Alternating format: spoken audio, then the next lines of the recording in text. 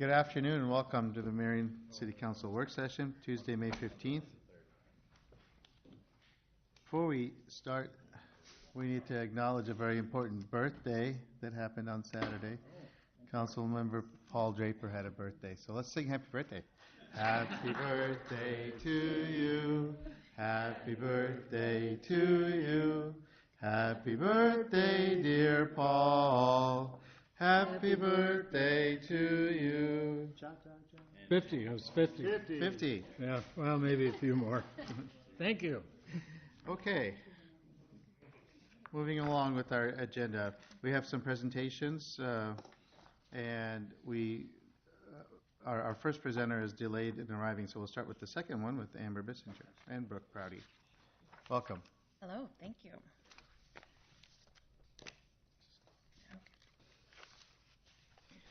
Good afternoon, Council. I'm Amber Bissinger, the Communications Manager for the city, joined by Brooke Prouty, the Program Director for Uptown Marion Main Street. And we are here to discuss the streetlight banners in Marion. As you may have noticed, they are starting to look a little faded and to show some wear and tear. They have been up since August of 2015, and in the past, the Marion Leadership in Action class has solicited funds and asked for a match from council to keep those banners fresh. They've recently shifted their focus to the holiday lighting project, and so we are here to kind of propose a new idea, and hopefully you'll be as excited as we are about it.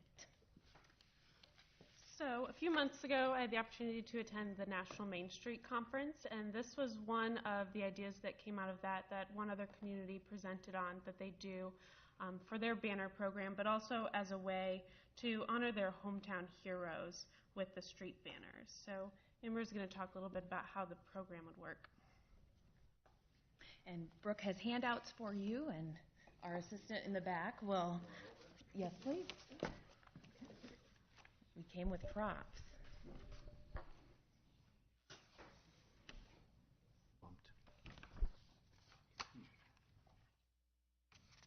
Thank you.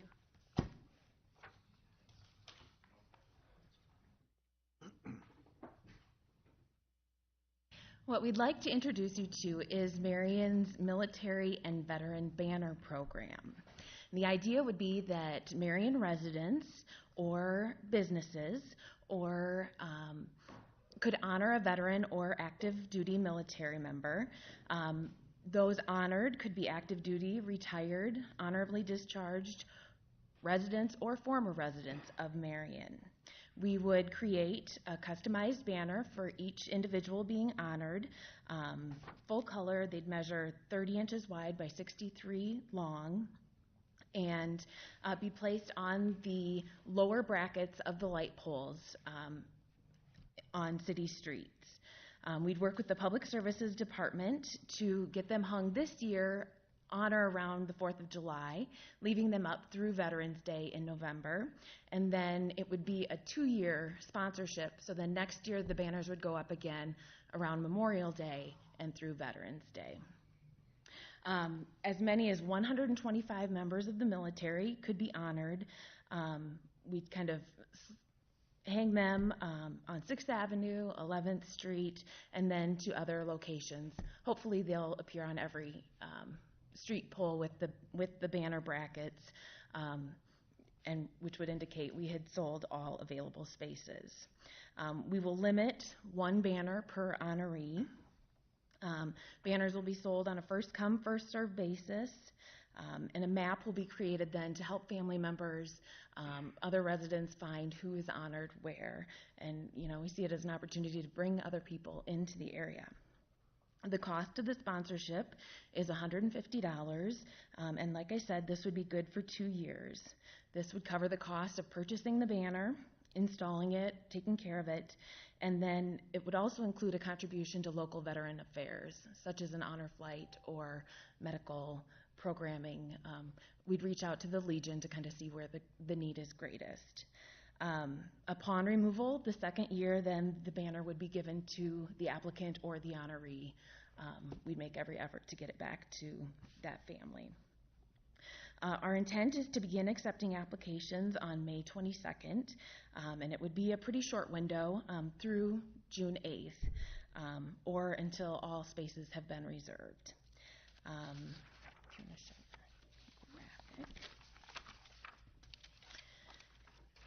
As I mentioned, Brooke is showing kind of a rendering of how the banner would appear on the lower brackets, and then a community branded image would be placed on the upper brackets, and then we would have an alternative banner for the times that the military banners are not up.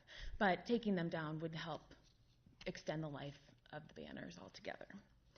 At latest count, we have 125 poles, each with 2 banners. And if we were to replace all of them, it would cost around $12,000 to $15,000. But if this program were to sell out, plus contributions from Uptown Marion at $2,500, and I had budgeted in the upcoming year for $3,200 towards banners, there would still be a gap of about $2,500. And so we're asking for the council to cover that difference. Really, we won't know how well the program does until that deadline on June 8th. So our hope is to come back and tell you all of the banners have sold out, and we will only need that $2,500 amount. But we plan to do that in early June with an official ask, if you're so inclined. Any questions? Questions? I just have a couple from a logistics. So you said that you needed money to replace our old banners. So the military banners are self-sustaining. So the $2,500 ask is, so we're talking about 2 separate things here, but banners in general. The $2,500 is for the Marion City Branding Banner Replacement Program, Right. And the military banners are totally self-sustained in the Right. 2 years. At this point, we plan to sell them every 2 years. Obviously, for a first-time program, we'll reevaluate and see, where we can improve things. But yes, that would be a self-sustaining. Okay, and then what percentage of the proceeds do you anticipate having left to give to VA from the military banners? We're thinking right now a third of the cost, so about $50 per banner purchase. Oh, okay. Excellent. Thank you. So how go ahead, Paul. No, I was just going to say, I'd be honored to pay $150 for Bert Katz's to start you out on something here. Thank you, Paul. Thank you. From the timing standpoint, that seems like a short time to get this many out there. I mean, how are you going to communicate this on a citywide basis? I mean, obviously the Legion would be Right. one of the key Right. groups to focus on, but are you concerned that that's too short of a time frame to really accomplish what you want to do? Go ahead, Brooke. Just from the other Main Streets that have done this program, when they've released a date to the public that they're going to start selling them, they've had lines out the front door and had to have a cutoff and a wait list. So we're kind of hoping that our community is the same and really excited about honoring our veterans. But Amber's laid out a really great promotion list of ways that we're going to promote it. And the Legion is at the top of that. This program will go on indefinitely, or? I think, yeah. Unless there's a strong sentiment to Or- shift gears. And then we don't have any, all our banners need to be replaced, or? Right. Okay. And we have several poles that don't have any banners, just new places that have built up, and so see it as being kind of a good boost to kind of start fresh. Can you go through the breakdown again of you had budgeted money and then there's money? Can you tell me what those figures are? I know you're asking council for $2,500, but what's the rest of the breakdown from? Sure. Uptown Marion had budgeted $2,500, and I had requested $3,200 in the last budget cycle. And then it would be dependent on if we sell out all 125 or if there's a larger gap with spaces to fill.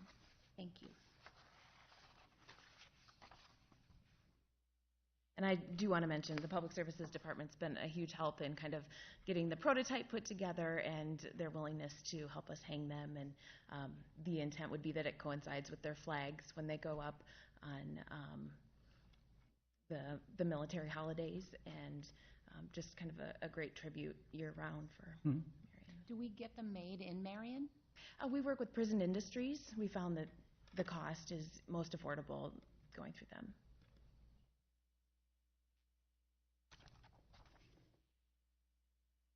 How many more, that might be a engineering possibly question, how many more poles are we anticipating to go up that would have banners? I'm going to assume when we do 7th Avenue, that 7th Avenue is going to have banners on it. A lot of the signature streets are going to have banners on them. So your major streets, Tower Terrace, every section that we do there is going to have more All banners of it, on it. that's okay. So quite a few more. Yeah. And so with more poles, are you anticipating to make it more? That's something we'd have to look at, kind of the expansion program, or if we identify key thoroughfares that we want to keep the veteran banners on, and then look at other options for the others.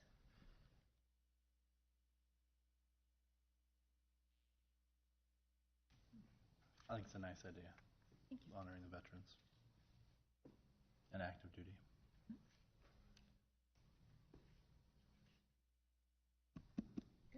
Okay, So we Okay. plan on a release next week. so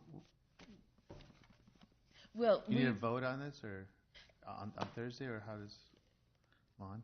Or, At such time as they would come back with a formal ask, that would be when you'd want to take a vote on it. From what they've been the outlining. ask won't come till June, you said. Yeah, Okay. and from what they're outlining for a timeline, I would presume that it's probably going to be an ask that would hit the next fiscal year, so it wouldn't be in the current one. Say that again. It'll be an ask that it'll be in this next fiscal year. Is that what you just said? Okay. Just with the calendar that they've outlined, I wouldn't think that if the council's inclined to do more participation, that we probably wouldn't be writing a check until after July 1.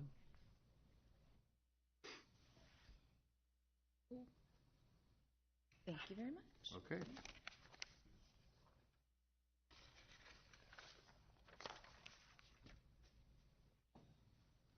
Thank you.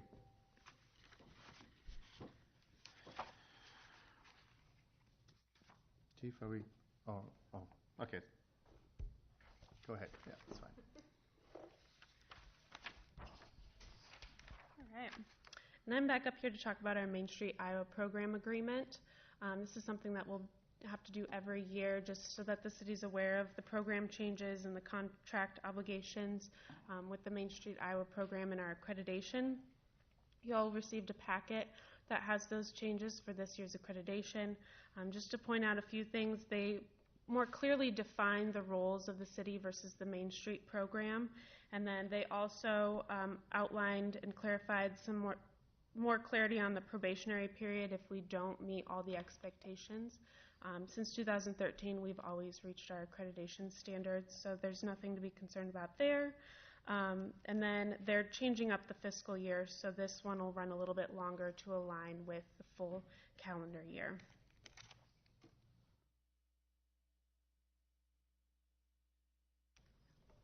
Any Okay. questions on that? Questions for Brooke? Nope. So Thursday, I'll need a resolution of support, and then the mayor would be signing the agreement. And then I also wanted to do a little show and tell today. These are awesome awards we received from the state level. We have our Best Beautification Project for the Uptown Artway.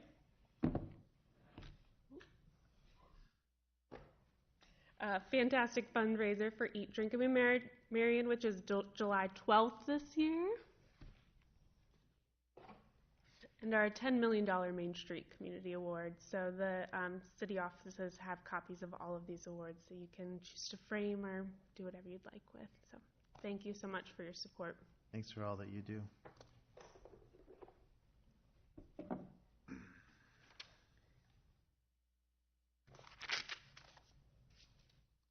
Okay.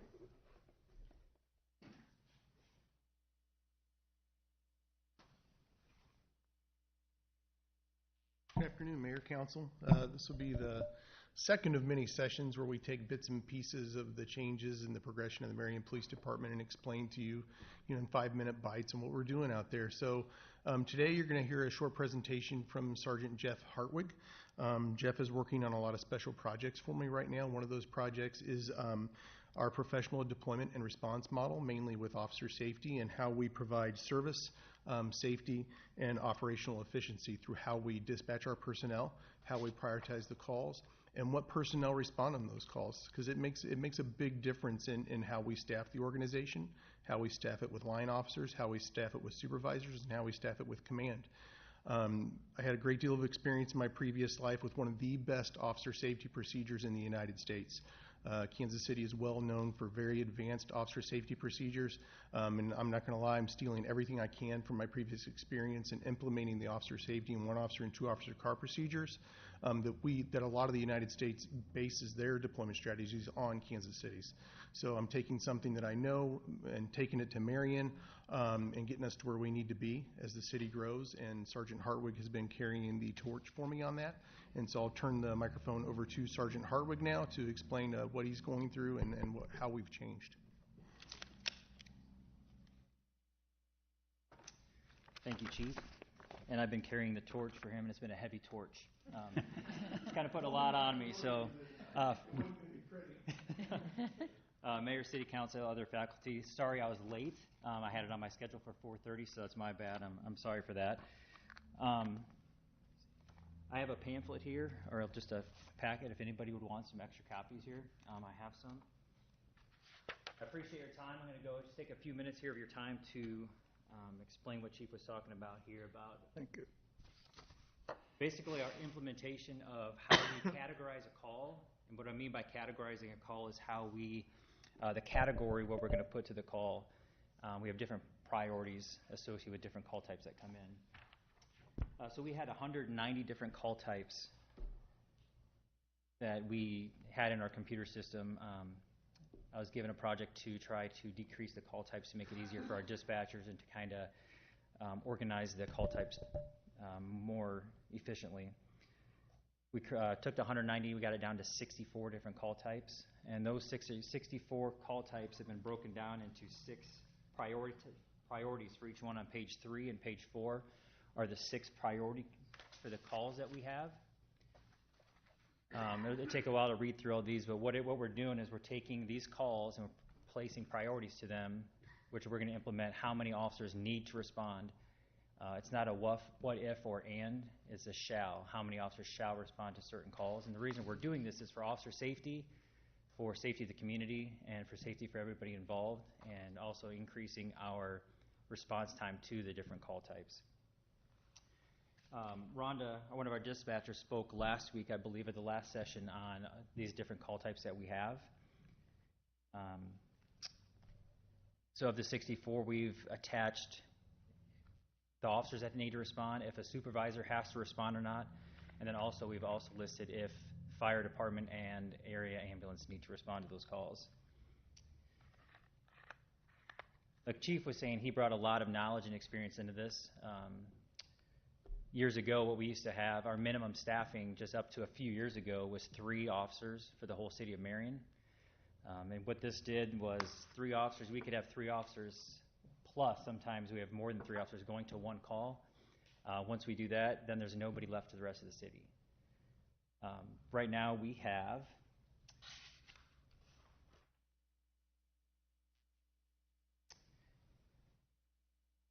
.30 call types that demand a minimum of 2 officers. On our current shifts right now, we have 2 shifts. That'd be day shift and overnight shift. Our minimum staffing is 4 officers. And what I mean by 4 officers, that means it includes the sergeants. That includes a supervisor. So it could be 3 officers and a sergeant, or 3 officers and a corporal. But that sergeant or that corporal, the supervisors, they are being counted as a body or one of the numbers. So currently on days and overnights, our minimum staffing is 4. So if we have 2 two-man response call types being dispatched out, that takes up the whole shift. And what we'd like to do in the future, we need to get that to where we have enough staff and enough personnel that we can dispatch or if we have two-man car response going at one time, we still need an additional 2-car response or 2-man responses, and plus we need a supervisor available for those calls. And also currently our evening shift, we have a minimum staffing of 5, but that also is including the corporal or the sergeant, so as the supervisor. What we'd like to get to, the sergeant or the corporal on the shift, they need to be there supervising. And currently right now, with them being considered a body, they are responding to these calls and handling some of these calls as an officer would. So in the future, what we're trying to get to is the ability to be able to handle two car response calls at one time, and then we need to have another two persons available to handle another call. And then when we get into adding more bodies, if we have 6 officers and you have 1 sergeant, then you're getting into a span of control. So if we could have a couple of sergeants working per shift and enough officers to go out there and handle the calls for service that need to be handled. As you see attached to this document are the 64 call types, and they are listed here in order of the call type, or I'm sorry, of the priority. So everything there in tan, blue, and green, those are all priority 1, 2, or 3, and those all would demand a minimum of a 2-officer response call. And the priority 4, 5, and 6, those would allow at least just a minimum of 1 officer to be dispatched to those, to handle those calls. The big officer safety issue in these 2 call response is what we term as a cover and a contact officer.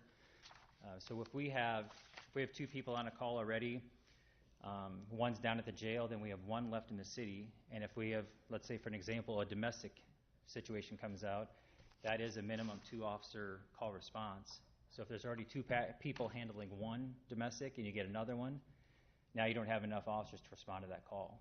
And per our new policy, that officer that goes to that call is not going to approach that scene or that residence or that call without backup.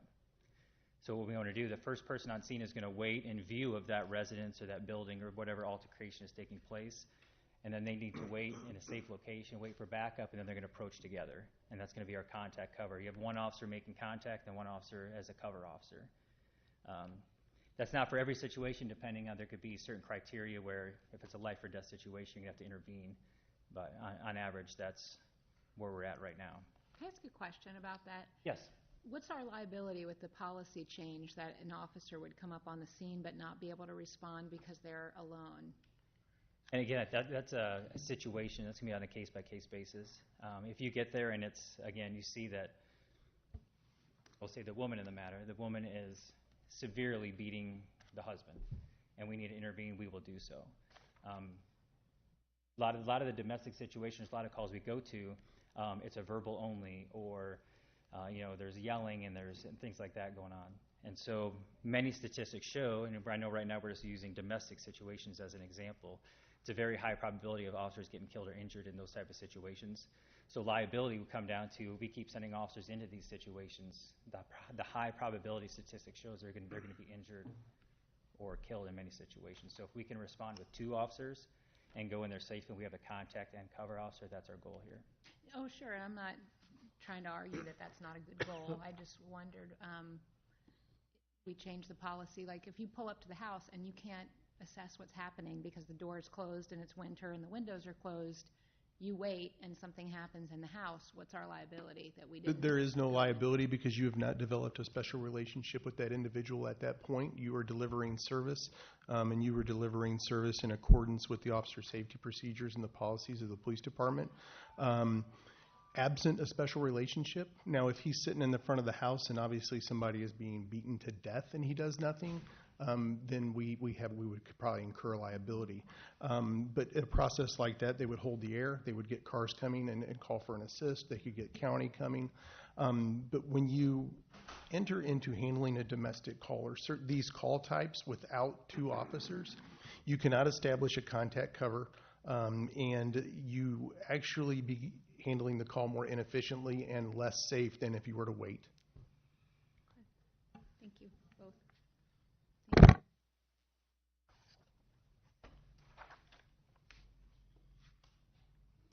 If there's no other questions here, so just to conclude, the call prioritization and the two-car response to many of these certain call types or calls per priority is an officer safety issue.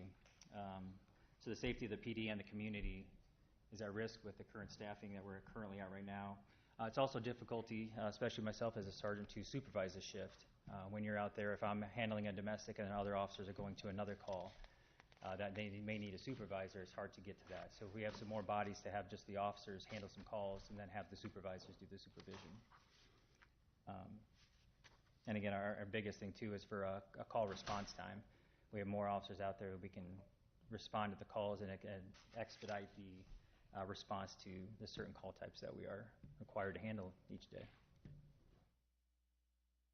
Do we know how often that we have a two-car response need at the same time? I'd say if not daily, it's very close to daily. Second shift, this current shift run right now from 2 to 10 is our busiest shift, and there's, if not daily, it's pretty darn close to it, where you're going to have a domestic situation, then you have a fight call come out or a disturbance call come out, or you have a shots fired call come out. So there are several days, instances that this occurs. And I'll add, it's a really good question, Councilman, because we'd been really good at placing Band-Aids on things. And by sending one officer, because no officers were available to a domestic disturbance or one of these call types that requires two officers to effectively handle, we were responding to calls, okay? And from this point forward, when we have these procedures in place, we can begin to track call unavailable time. It's called blackout time. Times when there was not two officers available to respond to a two-person call. The city manager's data-driven, I'm data-driven, and this is going to require personnel over the next few years. But coming up here and saying, hey, I need 10 officers, that's not what I want to do. What I want to do is begin to track, with the greatest degree of officer safety and efficiency that we can serve the citizens of Marion with to keep my officers safe. I can send that officer on a disturbance by himself, but you know what? How many guns are on every call that we respond to? On what percentage of calls that we respond to is there a gun? 100% of the calls that we respond to, there's a gun involved because it's on our hip, okay? Officers killed by their own weapon are a common occurrence, and it's because they don't employ contact cover. And what's going to happen when you get on a disturbance call? Somebody jumps on your back. You can't separate. You can't communicate with the individuals. You can't interrogate people on what happened when you're the only person there. So it's a flawed system when you send somebody in by yourself. So what we're doing is we're beginning a new baseline of officer safety. We're doing a new baseline of being able to track cars unavailable. That way when I come to you in the fall or next year and say, this is my 5-year plan to get us from the shift minimums up to the shift minimums that Sergeant Hartwig was describing, that way you know where we're coming from. We're not just asking for bodies. Right now I could have a 4-person minimum as it was, 4-person minimum on a shift. 2 of those 4 right now currently could be sergeants. So I could have 2 sergeants and 2 officers. There was no designation between a supervisor and an officer in your deployment strategy before we started looking at this. What I need to do is I always need at least 1 supervisor working with the capacity of officers to be able to respond to those calls, and then a supervisor being able to respond. Does that make sense? And I'll get much deeper into it. I just wanted you to have a basic understanding, see how we reorganize the calls, assign the officer safety procedures to them, the minimum call response mode, and keep it going for you. No, I am 100% in favor of the officer safety direction that you're moving in. I think as we continue to move forward from what is present to what you're outlining for the future, I do want to see that is data-driven. So, and I know that's typically your intent, so that's why I was asking the question. Yeah. I think you're going in that direction, and you're building that data. Okay. Yeah, I just want to echo that. I really appreciate the categorization here and that you're going to come back because other than what I can read in the Gazette, I don't know what's going on. You know what I mean? Like, we live in one of the safest communities. You hear that. So obviously I want to support what's best for the community and officer safety as well, and having the data to back up bumping up staff. That's the direction we're headed in will be helpful to defend to others who also say, this is one of the safest communities, nothing's happening, when clearly there are things happening. And I think if any council person is interested in riding along for maybe 4 hours on an evening shift with Sergeant Hartwig, when you hear it and see it, I mean, it makes a big difference if you just live it for a few hours and you hear the call come out, and then the tiered response with 2 officers, and you'll go in there with the 2 officers, and you're like, oh my God, they actually went in there by themselves. I was set back a little when we were still responding to certain calls with one person, but we're fixed it, so we're good. So this is probably being received very well at the department, I would imagine. Yes, it is. Yeah. Good. Okay. Thank you. Other questions? Any questions for Sergeant Hartwig? Thank you. Thank you. Your Honor, on behalf of the police department, I'd like to acknowledge the passing of Don Turner this week, who was a lieutenant and at times a captain at the PD, and once I remember acting chief, and he's kind of the last of the old guard. You have Joe Newhouse left and Roger Greer, but Don Turner was probably one that was chasing Ryan around on 27th Avenue up there, and when he was a kid. So he actually was a communications operator after he retired from the PD. So that's a loss we should remember in our community. Thank you. He had quite a bit of representation today from our department, so thank you, Jeff, for everything. Okay. Finance? Mayor, before we move on to finance, if the council would indulge me, under administration, we have a motion to receive and file an application from Culver Enterprises, and Mr. Culver is here, so I wondered if we wanted to just allow him to present so he can get on with his day. Okay.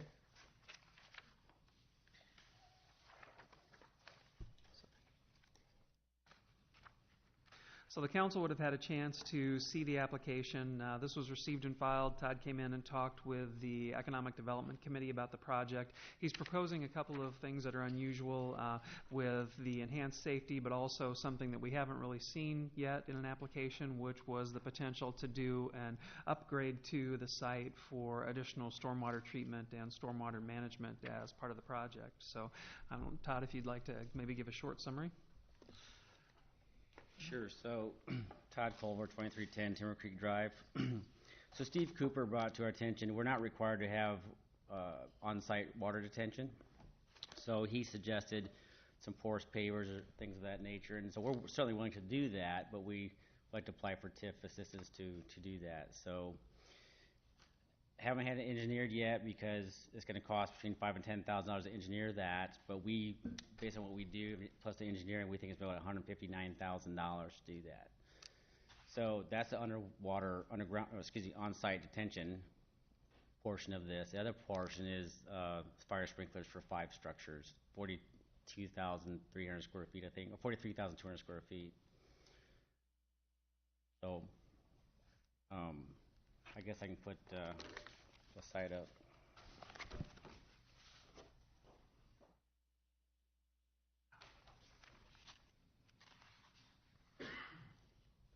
This is at 370 44th Street in Marion. Right now it's bare ground. This is right across the street from Rachi Construction.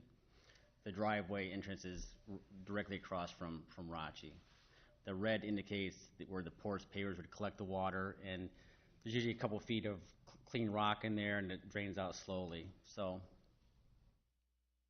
pretty simple.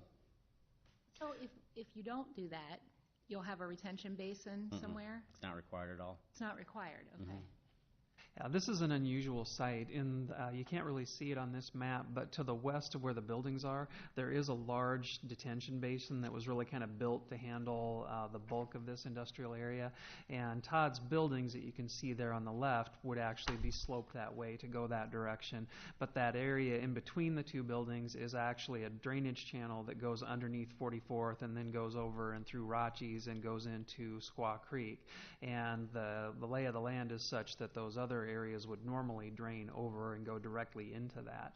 And so I think when our stormwater coordinator was looking at this, he had a concern about things like oils, et cetera, coming off of the vehicles in the parking lots, and that this was an opportunity to collect those and then ensure that that water infiltrated in and was actually treated before it goes into that drainage channel.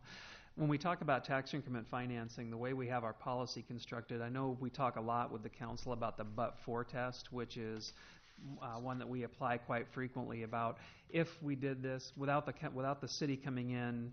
We call it the but-for test because but for the city stepping in and providing some assistance, the project would not be able to proceed. We apply it less commonly, but there's also a public purpose test, and the public purpose test is the one that we use for things like the fire sprinklers. So there's a public purpose behind having fire sprinklers installed in buildings where they're not required by code. So the city steps in and provides assistance to do that. This is really the first time we've had something that I would say falls under the public purpose test that would be outside of some of those public safety considerations. So it's new. We wanted Todd to have an opportunity to answer any questions that the council might have about that, but this will go back. The Economic Development Committee will review it and deliberate and then come back to the council ultimately with a recommendation. Yeah, Todd, can you go ahead and describe the project in a little more detail? This is the first I've seen any of the information about it.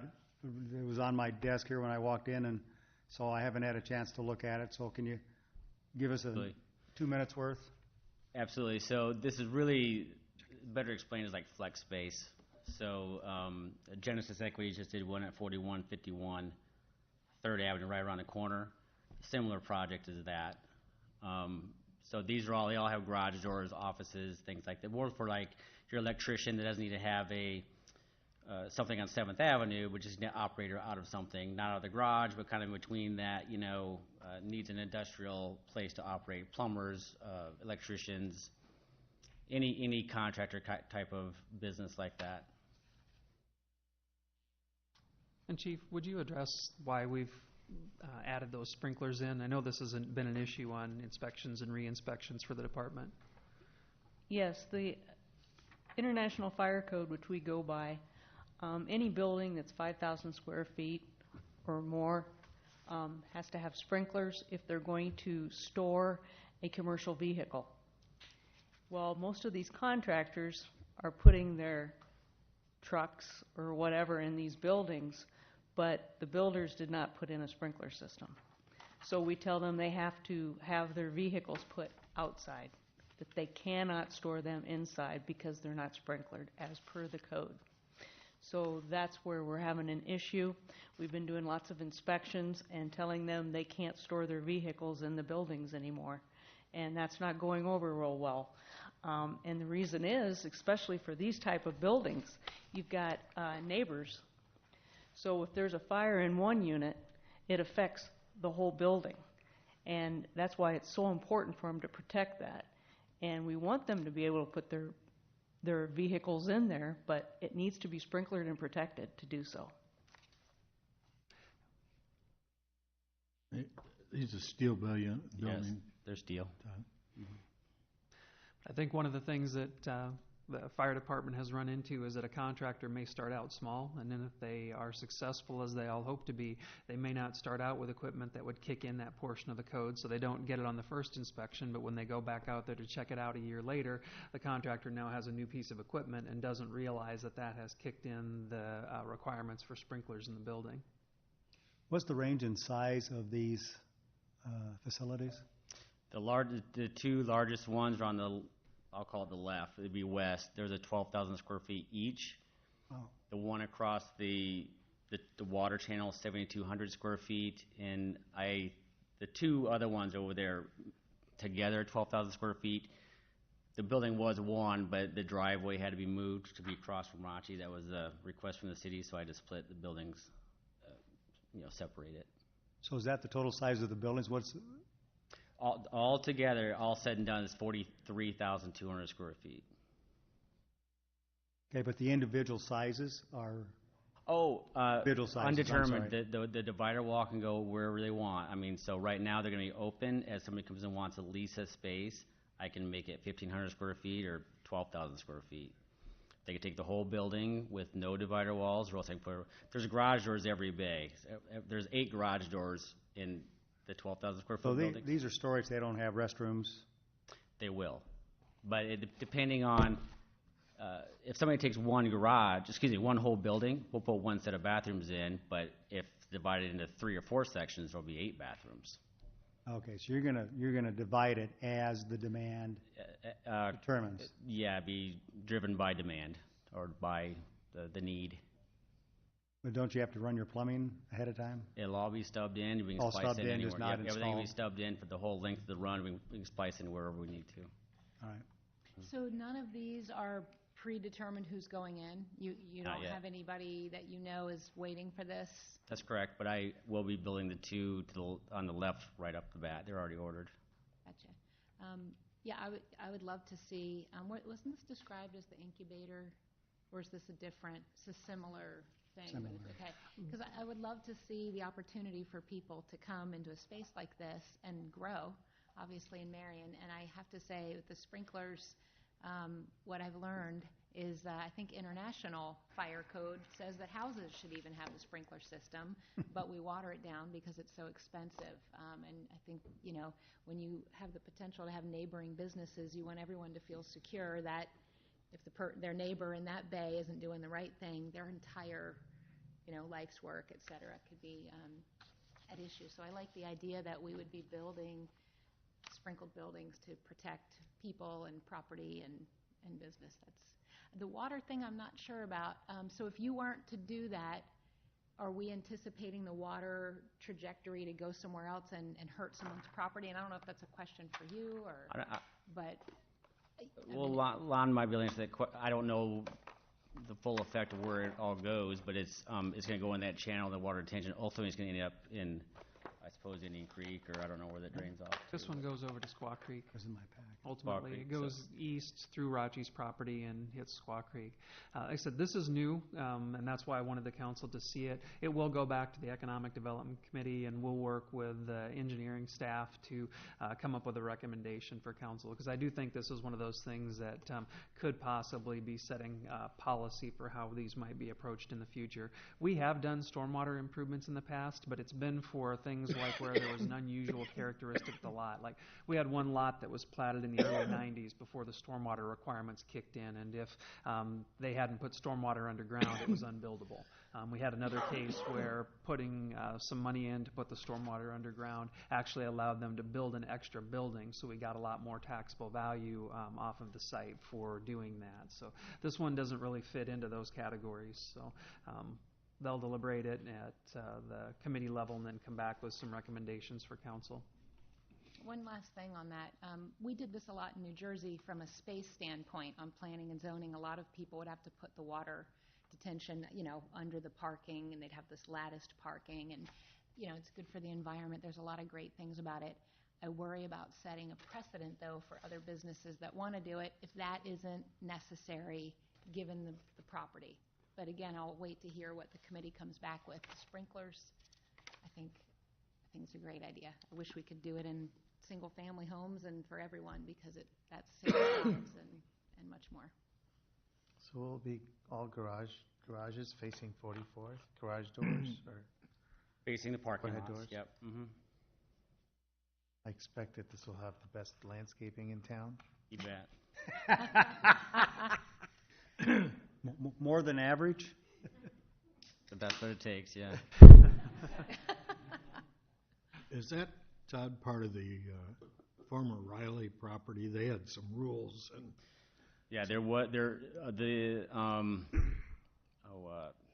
you're talking about, but their rule was they needed to be steel buildings. In a nutshell, I actually have that printed off from the recorder's office, and this meets the standard. Rachi seemed to be kind of in charge of those. Rachi's doing the excavation on this project, so they've seen it. Because they required some stonework and some things, I think. I don't know anymore. But Yeah, I'm familiar with that issue from the neighboring property there. Okay. Yep.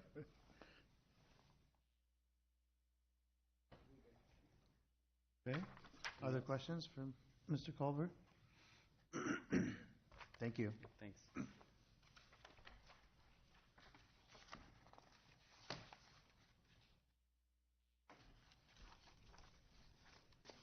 Okay, so we back to the finance agenda?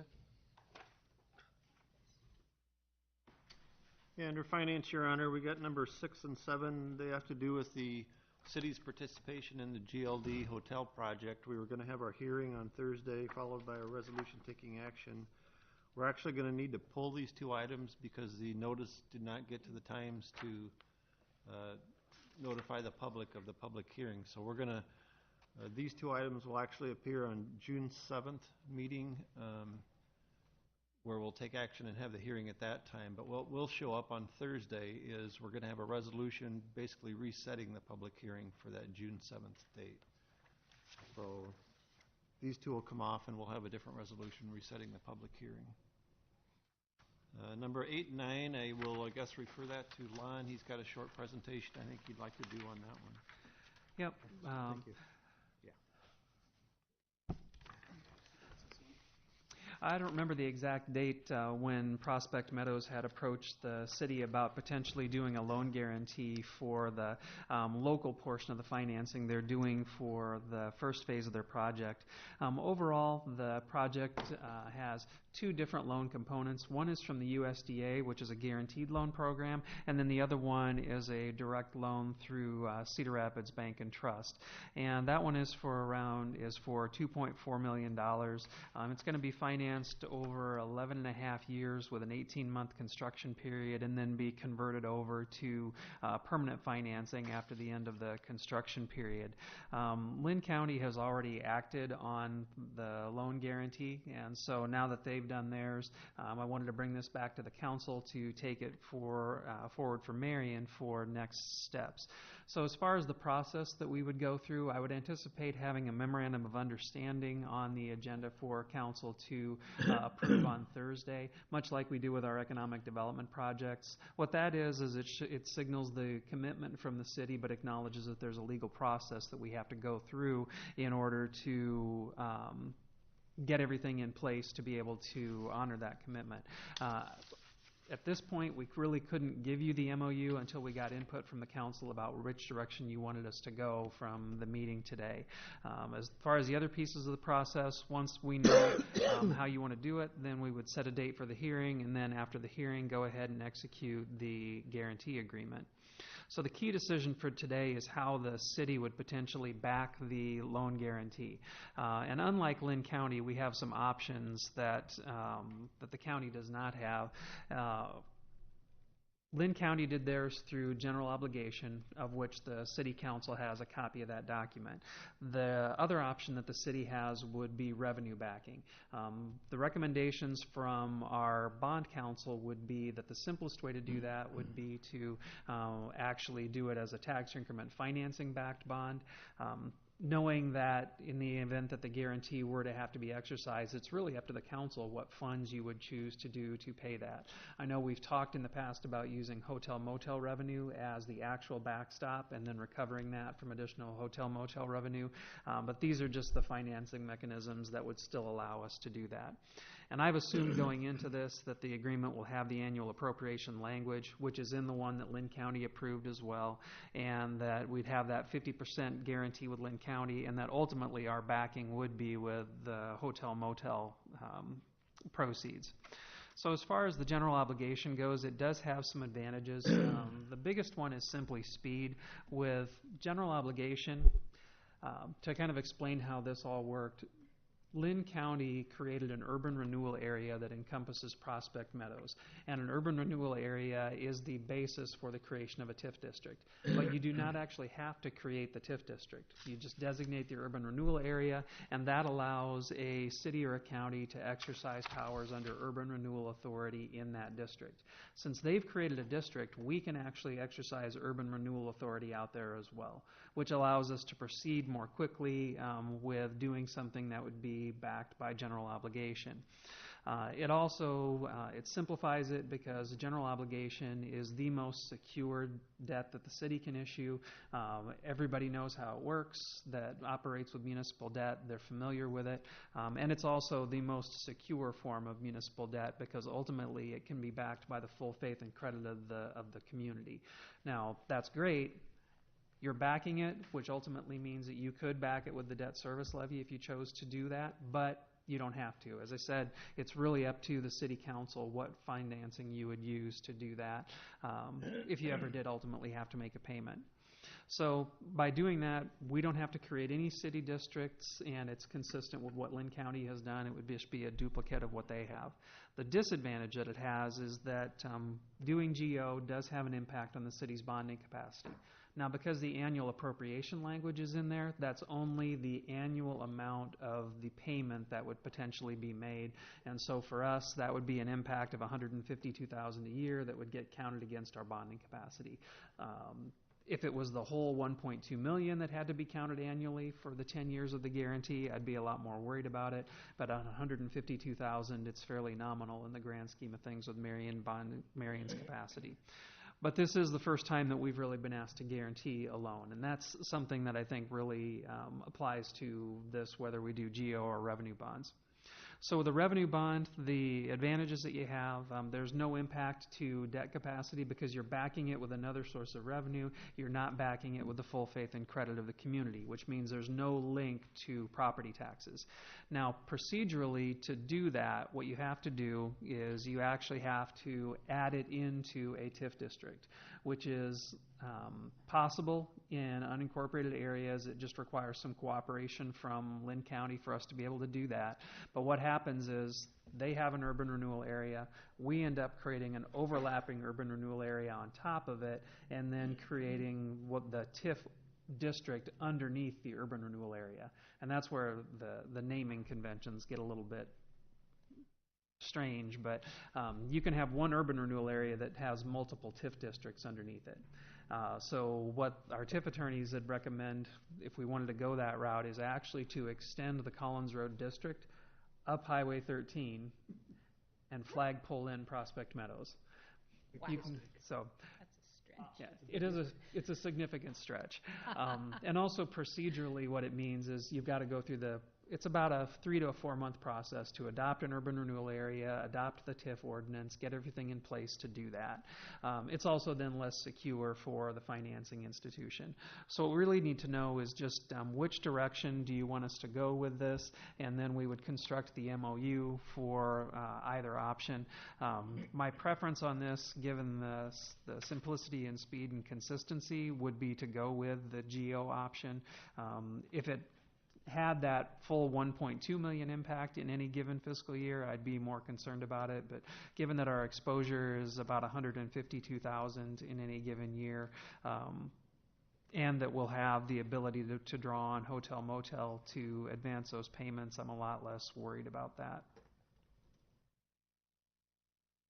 And then the MOUs, you've seen those before for related economic development projects. It's a statement of the council's intention, but an acknowledgement that we have to go through a legal process in order to be able to fully execute the actual document itself. So if we go to the TIF side, you got a note down here for a disadvantage about the expense to execute.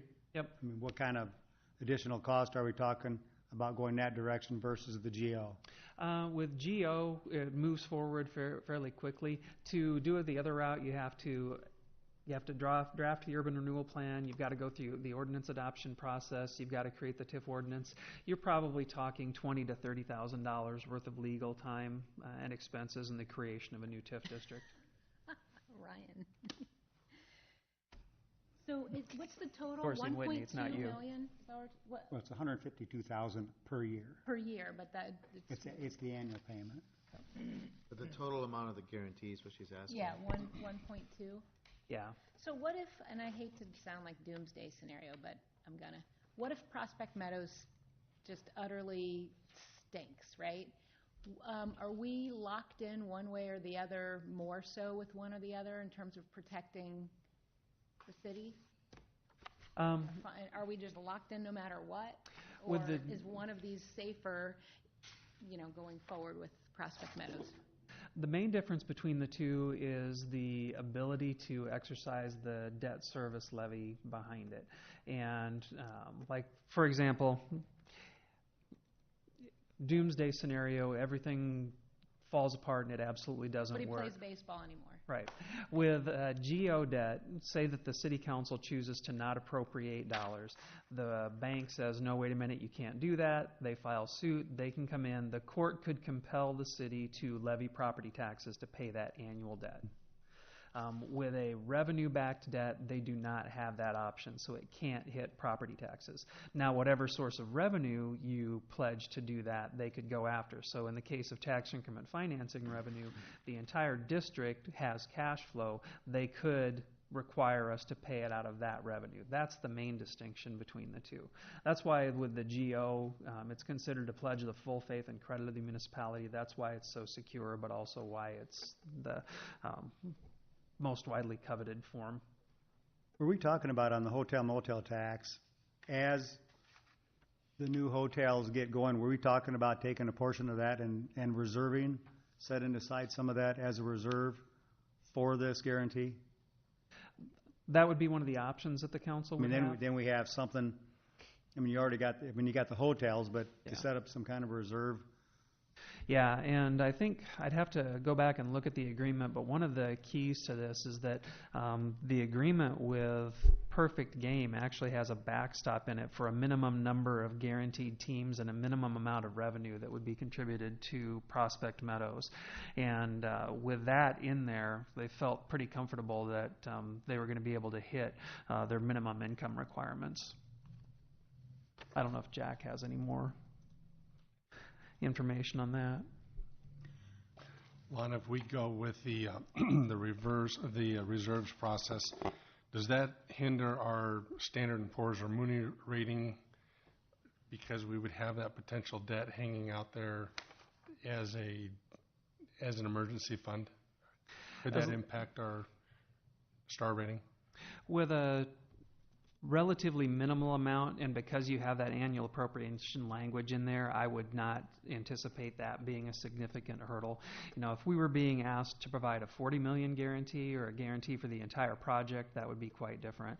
Because with this project, all of the financing is bridging pledges and it's bridging income that the project is expected to get. So if you really sit down and start adding it up and looking what's pledged to the project, a lot of it is just pledge loan.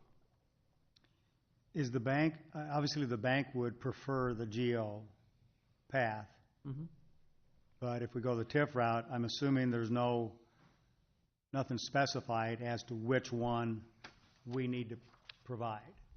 Right. So the decision on which one to go is really up to us, because we're only talking about providing the 50% guarantee, and how we back it up is really going to be up to us. Right. Okay. Yeah, and with the annual appropriation language in there, the council actually has to make a deliberate decision every year to allocate a portion of funds to be reserved for that payment. So to your point, it could either be from hotel motel reserves, it could be from capital projects reserves to be repaid by hotel motel. There's a myriad of ways that the city council could choose to do that. It just has to be a deliberate part of the decision-making process during budget every year. I would be concerned and not in favor to spend money to secure this unless Prospect Meadows is willing to pay the legal fee. Well, we're already backing it with this. This is incurring more expense to the city, which concerns me. So in order to do the backing, we would have to spend more money to do so. But then the taxpayers aren't linked to this at all, right? Well, where would the funding come from to pay for the attorney's fees? That's got to come from some line item. I'm Taxpayers. Pardon? Coming from the general fund. Yep. Given the amount of $150,000, I'd be okay going the GO route, because I think in the future we've got some alternatives to start building up hotel motel taxes, and if we get that built up, am I correct? If we build up enough reserve in the hotel motel tax, then year to year we can use that instead of actually having the $150,000 as the GO. Yeah, ideally Ideally, what you'd want to do is you'd want to establish a reserve requirement for Yeah. hotel motel that would include that 152,000 and then plus some operational reserves. Right. We usually carry some dollars in there anyway, just because of timing issues. We get paid, I think, quarterly from the state for hotel motel, but our grant program, people may request all the money in September, so we advance it and then get our payments in later on. Okay. We just have, in fact, we're getting ready to go into our hotel motel tax for this year, but would there be a percentage of that then, Lon? I mean, we're looking at just short of 160,000 to appropriate, obviously, for that, but there's got to be some kind of scale in there, right? I mean, what would you suggest until they were online and paying out? What would be a very good guess on an annual basis? To bridge until we get to the point where there's an accumulated hotel motel balance, my suggestion would be to use part of the operating balance that we have in the capital projects fund. That keeps it out of the general fund side of things, which pays for operating expenses. And what would happen, first, the 152,000 is only in the event that Prospect Meadows doesn't make any money and can't meet any of the obligation towards their debts. So, if they pay half, then we're 50% of the 50% that would be exercised on the guarantee. So it would be something that we'd have to track administratively on what we were owed back, and then we would repay ourselves out of that hotel motel as it was accumulated. Based on what we're seeing with the projections from the first hotel, the city right now generally receives anywhere from about $180,000 to $200,000 of hotel motel tax annually. The new hotel that GOLD is constructing is projected to add about $145,000 to that, and that's an 82-room hotel. The one that's being constructed at Squaw Creek Meadows is larger, but a little bit lower price point, so probably going to be in about that same range. So with the traffic that Prospect Meadows would be bringing into the community, we're looking at more than doubling and could potentially come close to tripling what we're receiving for hotel motel revenue. That's awesome news. I just have one lingering concern, and I don't know if it factors in, but I just want to remind everyone about Mike's report recently about the connectivity to sewer, et cetera, out at Prospect Meadows, right? Do you guys remember that? Mm-hmm. So I just worry about the timing of things if that piece of it isn't ready to go, but obviously this funding is it even connected? Is it appropriate to ask for an update on that soon, or what how's that's going to plan out? Because if we're making this kind of investment, that seems like a pretty critical thing to have. Yeah, they're working through the sewer issue with their engineering firm, and I think we've talked with them about a couple of different alternatives, but they're exploring a few other ones as well. So there's not, they haven't brought back the solid plan or the solid request for what they want to see happen out there yet. This piece, though, I would say is pretty critical for their contractor to get started. Marion Construction is willing to finance the construction of the project and hold that while pledges and things come in, but they want to know that the CRBT financing contingencies are ticked off and that the USDA financing contingencies are ticked off, and this is a major one for the CRBT financing. If we can get this done and get that MOU together, then they'll be able to start work on the project. And at this point, with the bad weather that we've had this spring already, they want to get started as quickly as they can so that we can be open for the spring baseball season next year. So you recommend that not hold us up at this point? Yeah. Okay. Lon, that was, just so we're clear, it was sewer and fresh water, correct? Were there freshwater issues? There are some. They have a plan for fresh water, but I don't know how far they are with the engineering vetting on that yet. They had some ideas, but like any other project, until it gets completely real, how much do you spend on engineering pre-development expenses until you know for sure that you're 100% go? So that's where they're at now, is getting all the rest of those details ironed out.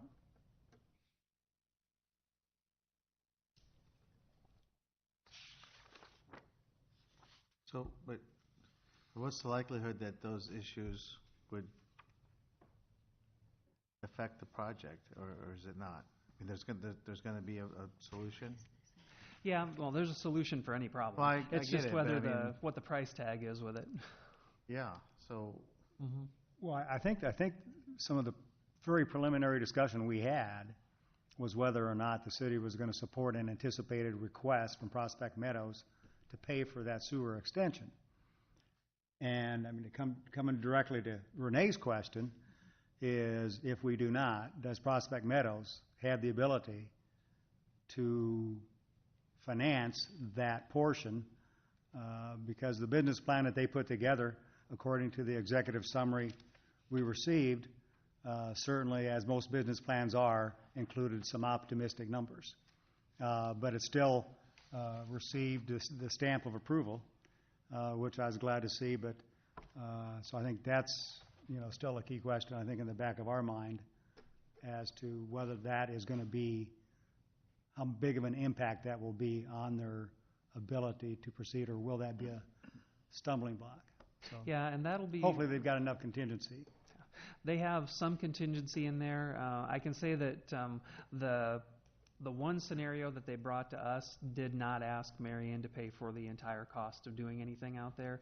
There would have been an ask under that scenario, but we kind of asked them to evaluate some other alternatives as well, just to make sure that we've really explored everything out there that could potentially be used to serve the facility. But there's been no scenario where they've come to us and said, we would just like you guys to pay for this.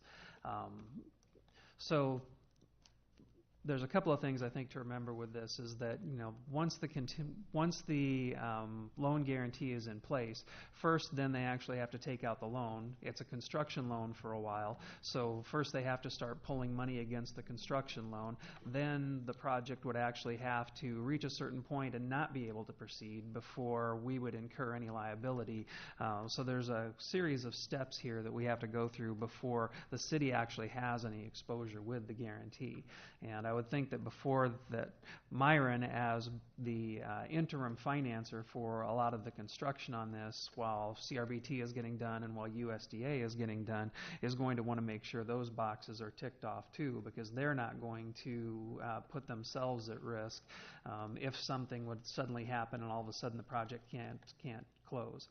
The reason that they're doing that is, and Steve, you may have had some background with this in working at CRBT, but my understanding is that the USDA financing doesn't really have a construction loan component, that, when you close on that loan, you close on that loan and you start incurring interest from the whole balance from day one. So Marion is actually going to be providing that $5 million of construction financing, and then they'll close the USDA loan and then take themselves out. So that's why, as a company, they're not going to want to put themselves at risk without knowing that all these contingencies are taken care of and that the project is going to be a go. Yeah, I think from our standpoint, we've got Marion and we have CRBT both doing due diligence in a financial capacity. Yep. So from that standpoint, that's ongoing. So do either of the loan guarantee options protect us against the concern that was raised, or are they both pretty much the same, it just moves it forward? It's the concern is always going to be the same. It's just what the potential recourse is if the project isn't successful. Okay.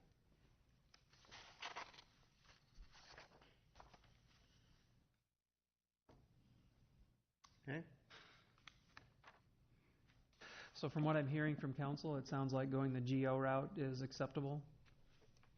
That'd be my preferred. Okay. Say GO? Yeah. Yeah. Sure. Okay. Great. Thank you.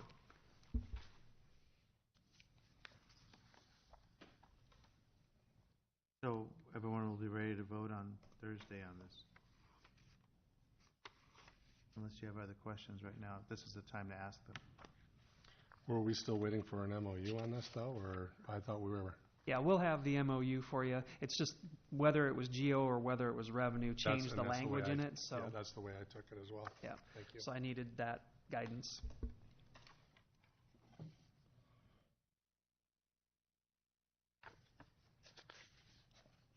Okay?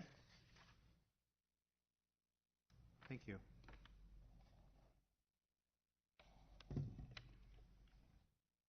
Chief, are you next? Yes, Your Honor. Item C2 is setting a public hearing for the amendments to and the adoption of the 2018 International Fire Code. As you know, the Building Department came forward last month with their amendments to the International Building Code and the other codes that we use construction by.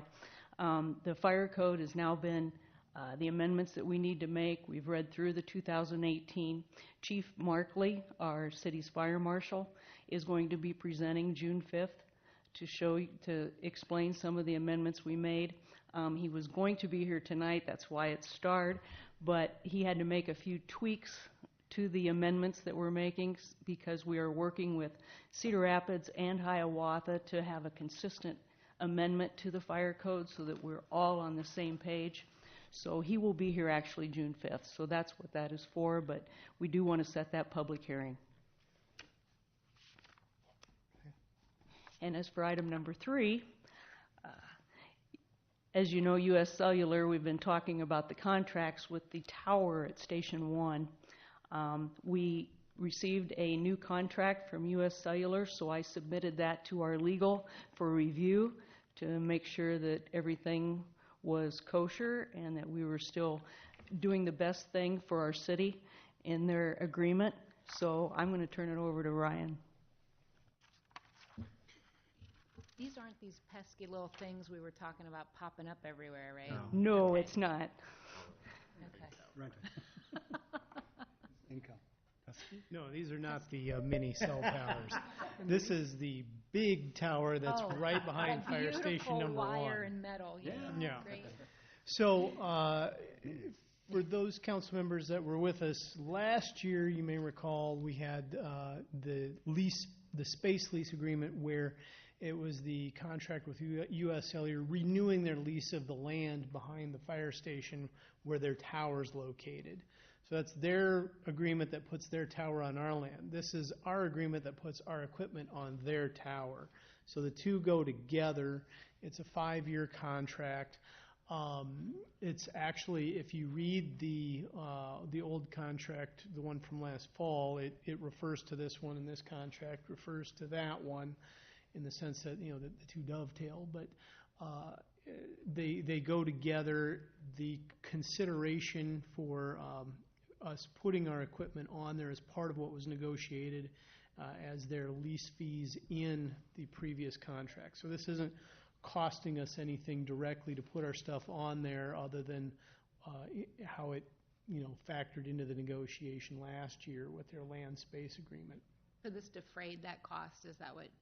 Essentially. So really, I mean, your options are, to put it bluntly, you either sign this contract, which is already essentially negotiated and factored into the negotiation from the previous one to put our equipment, or you appropriate several $1 million for us to build a new tower to put our own equipment on. So it's just it's a continuation of that. It's a 5-year term, and other than that, it's pretty standard language. Most of what we needed to, we banged out last year when we negotiated that one. But any questions? So if I was to pull our Verizon contract out, would it read the same? Probably not. The Verizon contract, first of all, I didn't actually do the Verizon contract. I believe Devin did the Verizon contracts, if I'm not mistaken. But that has more to do directly with just their use of the cellular stuff. I don't know that that we have emergency communications equipment on the Verizon towers. Verizon is actually leasing from U.S. Cellular. Yeah. Of course they are. Of course they are. And the agreement with Verizon more has to do with they're putting up a small building, as U.S. Cellular did in our parking lot at Station 1, but they are paying a monthly lease for that, as is U.S. Cellular. Okay. So we are getting a monthly payment from both. I would definitely like to just thank our fire chief for her patience and attention to detail in this whole process. It has been quite a process, just going through and the revisions going back and forth on these agreements, and it's been pretty arduous. So if I'm understanding you correctly, when will this be backdated to? is it current, or is this something that needs to go back to a date that is already passed in time? I believe we can just date it currently. I haven't Really? received any communication. The intermediary that U.S. Cellular uses is for site acquisition, and they haven't said anything about requiring a backdating on it. Okay. So unless you've received any communication from them? No, I have not. No, I haven't received any communication. I suppose if we execute it and they later said, oops, we needed this backdated, we'll just do an amendment at that point. But none of the stuff that I've received from them has a... How many times have we renewed this contract with U.S. Cellular? It's been quite a few, hasn't it? We've been in a contract with them for almost 20 years now. Yes. Okay. That's just a continuation. Okay, thank you. All right, thank you. All right, thank you.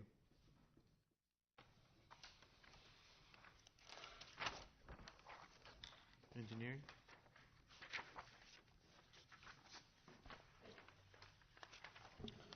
So item 4 is starred. That's just the second reading on the changing of the speed limit on Albernet Road.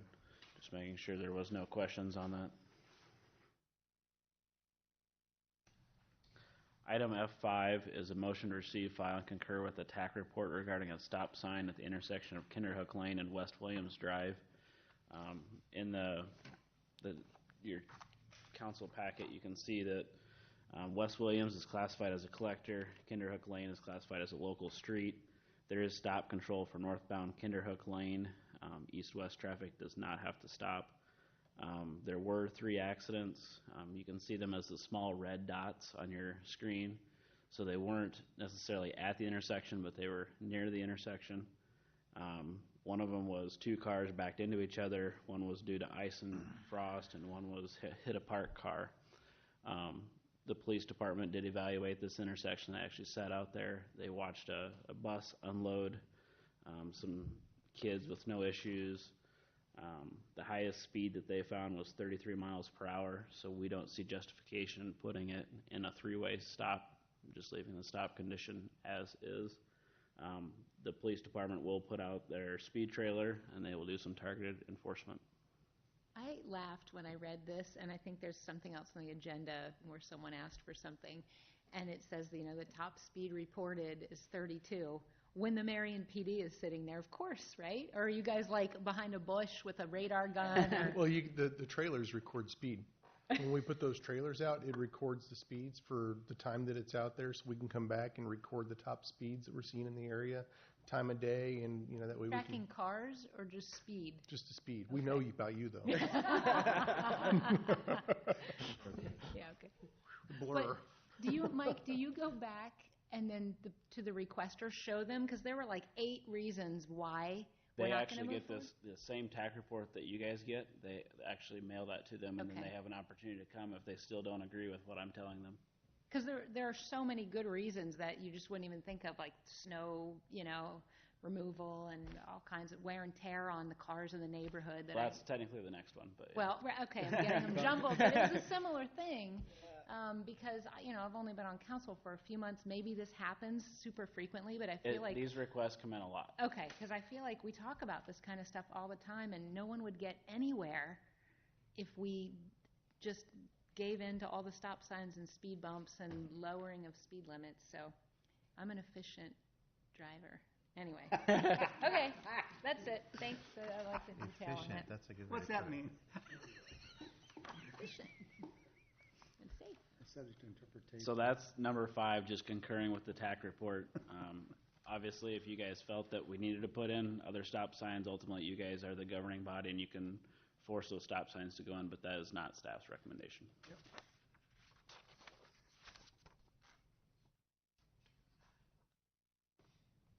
F6 is a request that we got. I didn't put the letter on the screen, but basically this is the area that we're talking about.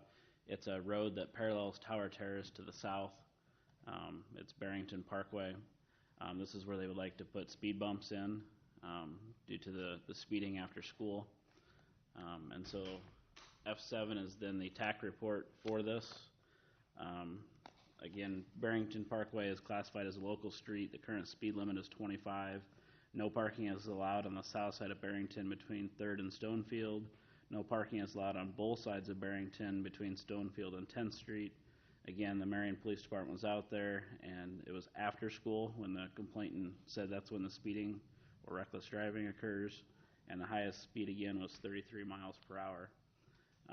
So it just gave a little additional information in the TAC report regarding speed bumps. So they're expensive to install and maintain and hinder winter maintenance operations. We do have some, like in Thomas Park, that the Parks Department puts in where they actually put them in during the summer, and then when the winter comes, they pull them back out. That's a little harder to do if you have them all over the place, but that is a way to do it. They interfere with response time for emergency vehicles, so you can imagine our new fire truck we have out here, if those are in the way and we have to stop to go over those, the fire department needs to get to those places. They can increase wear and tear on residential and commercial vehicles. So I'm sure you've all driven over a speed bump where you can sometimes, if it's not designed properly, can damage your vehicle. They can increase air pollution and decrease fuel efficiency. You're obviously spending more time on that road driving. And then legal liability. So it actually used to be that they weren't really in the manual on uniform traffic control devices. They are now, where there's some areas where you have to paint them. You start with a smaller bar and then slowly gets longer so that you can see, and there's typically a sign that says speed bump ahead. But again, for this small area, we're basically recommending the same thing, that we do the speed trailer, and the police department will do patrols to enforce the speed limit.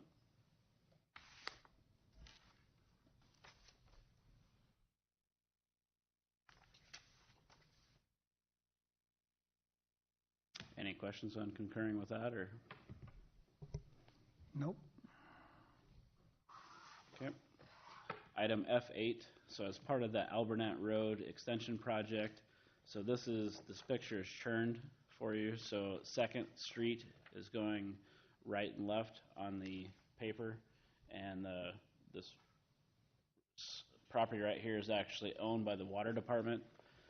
They have a renter in there currently. Back in the day, they purchased the house for, it was $50-some thousand, but they are not allowed to own property. So then they had to put it over in the city's name, but they still retain it. And so right now, the assessed value for that is $106,600. And so legal will have to figure out how they transfer property, but Ann is in the process of looking into that, but they have agreed there's no moving expenses. We would just give 6 months time period for the tenant to get out. She's looking to get her own house somewhere. So there'd be not typically we've done the 130%. In this case, we're not doing that. We're just doing the flat assessed value. They have not asked for an appraiser. The water department board did meet, and they concurred with this. But this is a property, if you can tell, our sidewalk is going to go right through the building, so it's needed for us to have that. Mike, what's going to happen? Is it going to be a stop sign or a traffic signal, or the study hasn't been done yet for when you get to 7th? Alburnett and 8th? Or what street are you looking at? I'm looking at where Alburnett. the trestle is. Alburnett and 7th. Both. What's the question? Yeah, Alburnett and 7th Avenue and Marion Boulevard is a signal. Alburnett and 8th would be a signal. Alburnett and Boyson would be a signal. Two signals. Okay, thank you.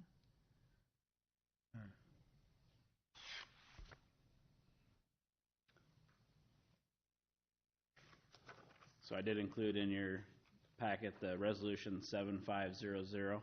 Paul might have been around when that one was put on there. That was a date.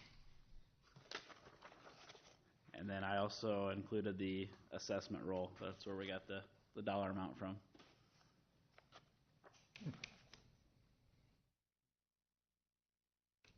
Any questions on that one? Item F9, this is the demo for the future Tower Terrace Road. This is 3600 Winslow Road. They've done the asbestos report on it and found lots of asbestos, unfortunately. Originally, we had a property disposal in the amount of $15,200. The proposal that they have just to remove the asbestos in the building is $15,153.60. I did reach out to a third party, Active Thermal Concepts, and got a quote for $13,840. So I can work with the contractor if you want to change the resolution to say that a maximum amount of $15,153.60. We could do that. I'm trying to get another quote from the contractor as well, but unfortunately, it's going to be about that amount to get that asbestos removed. Mike, the paperwork that you gave us in our packet, I did not even see a dollar amount on those pages. It looked like just a report. Yeah, it had asbestos, where it was, and all of that, but I didn't see a dollar amount, the invoice amount or anything there. Yeah, the piece of paper that they gave me was basically just a handwritten note that said that's the amount. Oh, wow. Yeah. Pretty professional. Yep. Was So that I didn't just include it in your council packet. The one from Active Thermal is a little more formal and has the dollar amount on it. Okay, I'll go with that. And it's a little cheaper, but again, it's still that high range that we're almost paying as much for asbestos removal as demo of the building. Well, we didn't know what it would be. Right, and we have to get the asbestos out so that the fire department can burn it down.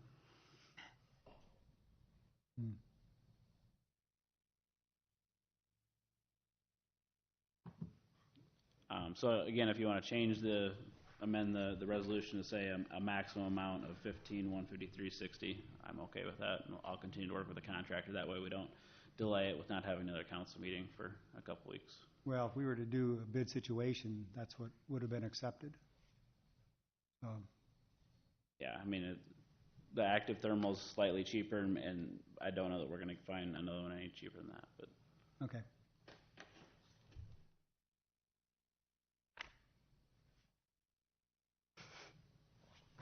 Can I go back, Mike, Yep. to the Second Street house? Sure. So that resolution from 1983 says that the Marion Water Department has purchased certain real estate. I assume they're talking about that real estate. We've already bought it? The water department bought it, yeah. And so we're buying it from the water department. Water department? Yep. Not from the, okay. Yep. Okay, I missed that. I thought it was, we're buying it from the, okay. It's just like their well systems. They don't actually own the property that the well sits on. The city of Marion owns it for them because they're municipal water. Right.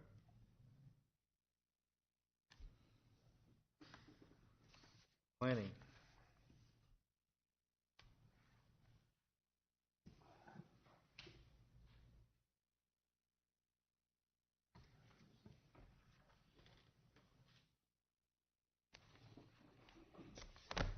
So we have a couple items identified under to receive and file, and these are in response to some of the past decisions by council in which the comprehensive plan amendments were resolutions associated with M&W Morris Wood development were not approved, as well as the Robson homes. So the A and B, 2A and B, were both the response. So what they've done is they've come back and essentially they're going to replat the property to make the lots a little bit smaller. The Morris Wood one in particular, as you recall, the conversation at the meeting was they wanted to provide a condominium regime across the property, and they thought that going to the condos would provide that, I guess, same, backyard to the condos on the other side. So what they've done is they're going to condominiumize single-family homes. So they're going to basically build on smaller lots, and then all the lots will be condominiumized. So you may own a home, single-family home, but your lawn care and everything will be managed similar to a condo. So it's actually something that's some communities call them cottage homes, but they're being built primarily for maybe empty nesters or millennials that don't want the lawn care and such. So they're a smaller home and smaller footprint. So we will go. That will be required to go back through Planning and Zoning Commission and brought forward. There will be no comp plan amendment proposed with that, and there will be no rezoning. So everything they do will have to be consistent with the existing zoning, and they would be proceeding in that manner. So, Go ahead. and so really what it amounts to in the Morris Wood proposal, there's 8 additional lots being added to the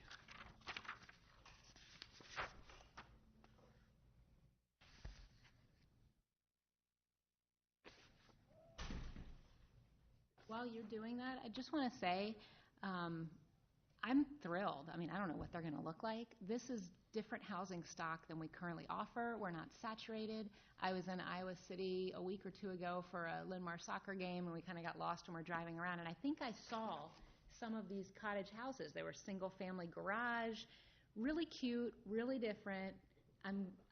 Personally, I'm happy that we kind of forced them to go back to the drawing board, and it's still the best of both worlds, but I feel like it just gives Marion more housing stock diversity, which is something I think that we need, and I feel like it's a win-win. I know it's kind of slowed the process for them a little bit, and for that, that's not great, but I hope they turn out good, because I think this is a good development, so.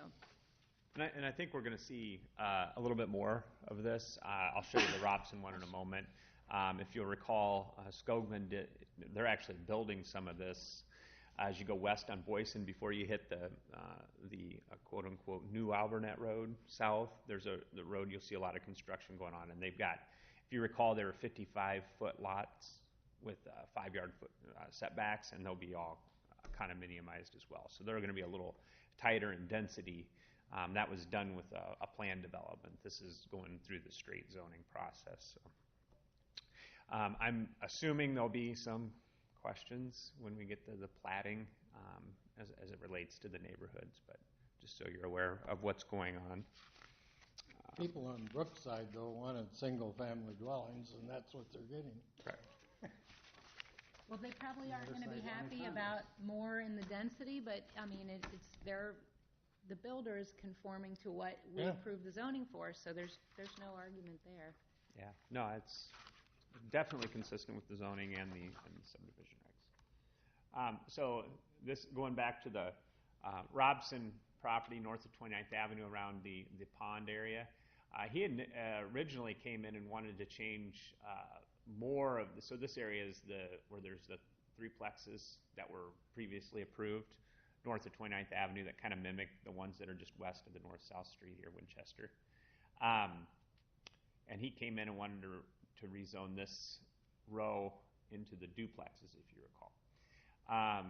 The conversation we had with him was that, you too can revise your preliminary and make the lot smaller, and it's just a different market, because his indication was he was, trying to sell these larger homes adjacent to condos, and he was having a difficult time. So he too is revising the preliminary plat for his property, and I believe he's adding, I think it's 5 additional lots to that area. So just so council's aware, you'll see the plats come back through, but clearly there's, they're just responding to the requests, and we've met with both of them on it, so it'll be moving forward.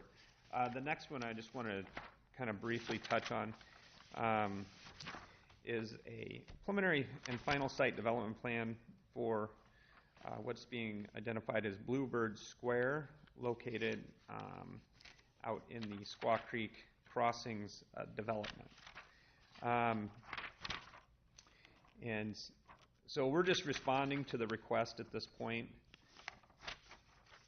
The units, these are 12-plex units, proposed to be organized in this manner. And I want to get, this is just the motion to receive and file and refer to the Planning Commission, but I'll get a better site plan that kind of identifies this project within the whole Squaw Creek Crossings development. So directly west of here would be the hotel, and then DePaco and Quickstar. If you recall, there was the illustration within the Squaw Creek Meadows had more of a stacked unit. parking underneath. There was more density. This was the proposal that's been brought forward. They've submitted it. We've met with them a couple times. They've changed the elevations a little bit to kind of more reflect the contemporary design out there, and that's the elevation. And then your side and rears they're kind of hard to see. There are some windows and there's garages on the exterior. Staff's a little concerned with what this looks like compared to what the original plan was from a density perspective. We didn't have anything in the development agreement, but as you can see, the units are interior, surrounded by garages, and so there are incentives tied to this project. So we want to make sure that everything's kosher as we move it forward. So we'll be providing additional feedback as this moves through the process. If the project goes through and they want to move, they have to have it in now to get anything in the ground by winter. So we're moving it through the process. What are you concerned about with this? Well, in the original, and I did not bring it with me, and I probably should have, the original concept, it was higher density and more what I would consider a new product to market. Okay. This is not a new product to market. There is tax increment finance involved in the project. It's a new product in that it looks different, but it is still it's a 12-plex. No different than I would say no different.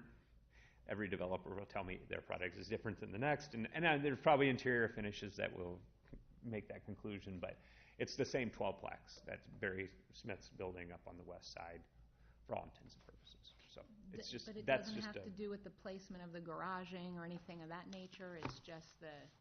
It's just different than the original site development plan. So it's a question, and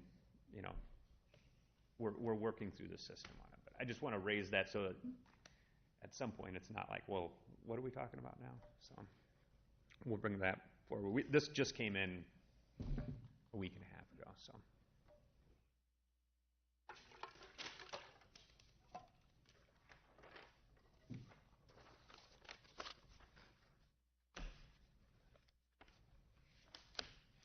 One of the things I'd like to bring forward, instead of talking about number 5, if I can just go to the end of mine, I mentioned this design discussion regarding design review, urban design review. I want to bring this issue up, and it relates to what I just showed you. Currently, we've got a project, and it's within a planned development district that has an approval that had some design elements attached to it. Quickstar was also one of the projects. DePaco was reviewed internally. We really don't have much of we have an internal review process in the planning department. So basically Dave and I and Nicole look at it and say, looks pretty good. The problem with that is it's Dave, Nicole, and I. We bring it through the planning commission. You maybe see it on a receive and file, but you get that briefing that I just gave you. It goes to the planning commission. They may think it's great, and then it comes to the council. You may not think it's great.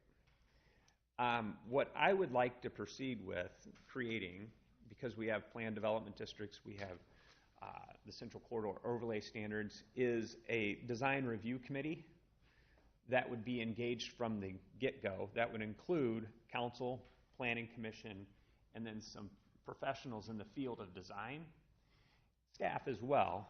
But that way, when a project is reviewed, it can be reviewed on the merits that it's supposed to be. The council has some review of that well in advance of it going through the public process. And if there are issues and concerns that need to be vetted, that would be the time before it gets to a big issue of concern, like with the Quickstar project. So that's one thing I'd just like a little feedback. If there's some desire on that, I would obviously want to bring forward like a goal statement and more to a committee of that nature. But this is something that's, from an internal staff perspective, I think it would help us have a sounding board other than just staff reviewing a project from a design perspective. I want to start because I'm probably one of the biggest yelpers about these things. I think it's a great idea. It's like we have the Economic Development Review, committee comprised of people, different views of things.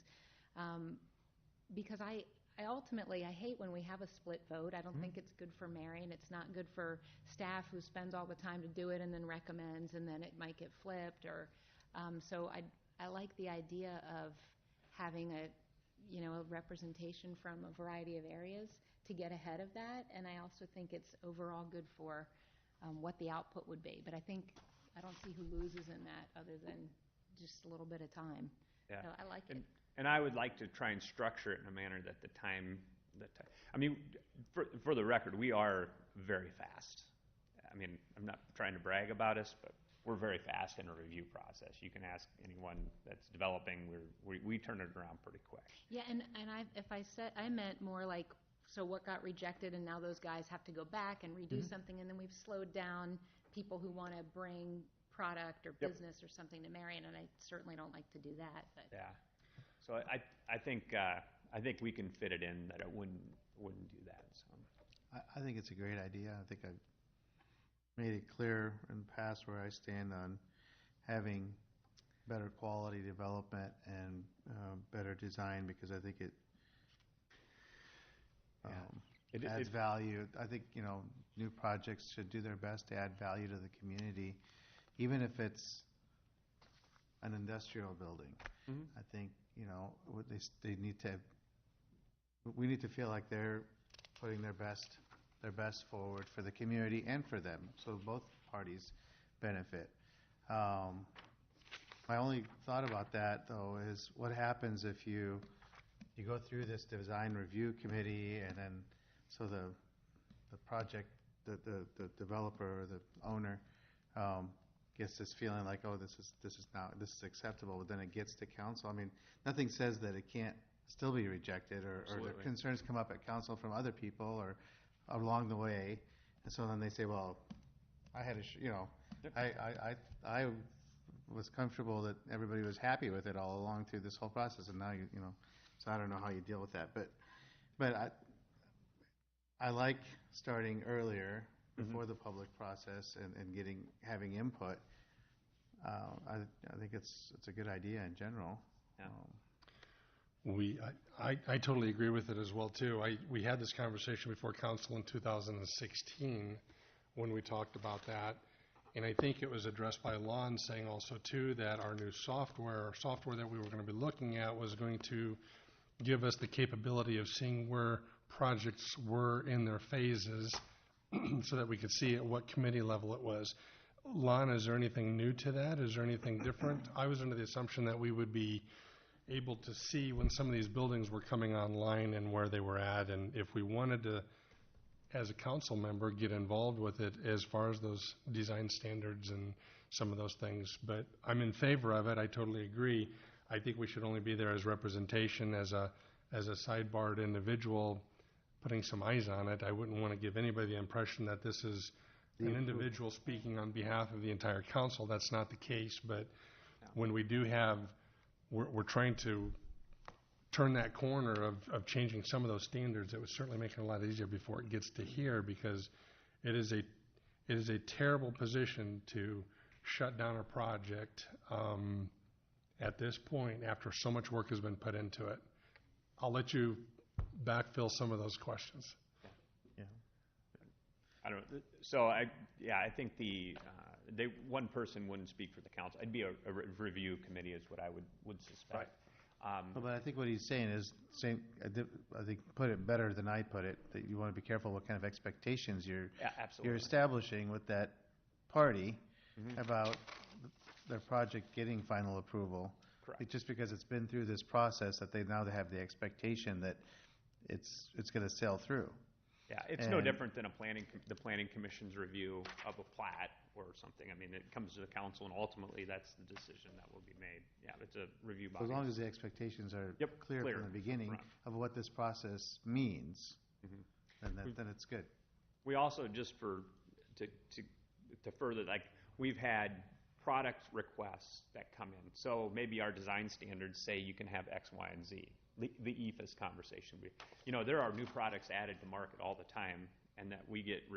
So right now, it's kind of like a small group of us sit down and say, this looks like it would work. So this would also provide, you're driving down the street and you see something going up, like, that wasn't something so that would provide that opportunity for us to have a sounding board too. So, but I was only going to say that it also does fulfill this. I mean, does fulfill one of your priorities, which is higher design standards, and I think this would go a long way in getting a sounding board for that as well. Lon, do we have that capability, or maybe we're not on target to have that software available to us that we had talked about in the past, but your thoughts? Yeah, we have some capabilities in the community development module of the existing software, but it's not fully implemented yet. When we did our implementation of the software, we put together kind of a schedule. There's 4 major modules that we purchased. Finance rolled out first, and now we're still working through the rollout of the other pieces. Finance and utilities are the 2 that are the most fully implemented, but there's community development, which includes inspections, project tracking, and some of those capabilities. There's also an HR module and an e-suites module, which are in different stages of implementation. But I would say on the other side of it, as far as tracking where projects are, we have greatly improved that internally as far as which ones are producing, how much they're producing. For the finance department, Wes maintains a sheet that he uses to communicate with the county what we need for example, TIF rebates, to certify that to them, and that includes a schedule for when they're going to be retired, what the actual value is, the actual benefits received. So we've made some significant strides in that. I know as we've talked about this in the past, it's you guys know what's coming up on the agenda a year in advance, with the exception of some of these more spontaneous things coming up. And from a council's perspective, it would be nice to see where some of these things are, whether we want to engage in some of those side conversations and be involved in some of those, because it just helps us make smoother transitions and decisions when it gets to this point. But hopefully we'll still be on the front side of this as the build out of the city continues. So that's why with the economic development process, we now do the receive and file of the economic development applications so that you can see those before they're coming in. And, honestly, and what the council doesn't see are the ones that get told no. We try to screen those out before it ever gets to the city council if it just looks like it doesn't fit the economic development policy or if it's not a fit for Marion. One of the things that we're pretty diligent about is, we occasionally get contacts from companies that we would just call incentive chasers, where the first question is, what are you going to give me? And I think philosophically, if that's what they're looking at your community for, it's not necessarily that they're the best fit. Right. Thank you. Other questions or comments on that for Tom? All right. Going to go back to the other item, Tom? Or? Yes. Number 7 is setting the date for a public hearing for a block on 8th Avenue as described. I'll show you a picture here in a second. So this is just a set date, but I do want to let the council know that there were a couple individuals that were at the Planning Commission meeting, and they voiced some concern. So it's the 8th Street, 7th Street, 8th Ave. TV repair. Why am I drawing? Daryl's. There you go. TV repair. Grill Works is on this side, 8th Ave, and the alley is located here. It is a used alley, so you can drive down it currently.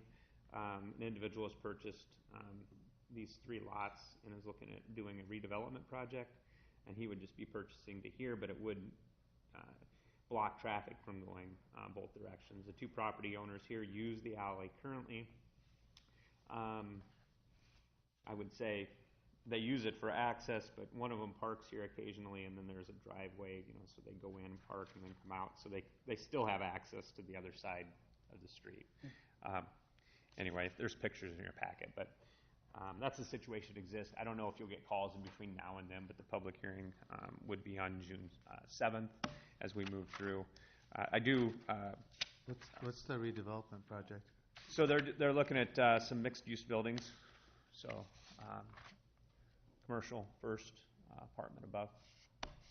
There was a split vote on that at P&Z. Why? I think actually, I don't think that there was a reason given. So she's Okay. did not provide. commercial, Tom, right? It's zoned, I believe, office transitional, so it provides for those. the two offices are. Yeah, yeah. So, yeah, I think some of the concern, I'm not going to speak for the commissioner, but was just that there were people there that seemed opposed to it. So, from a city perspective, 8th Avenue is fairly busy. You have two public streets.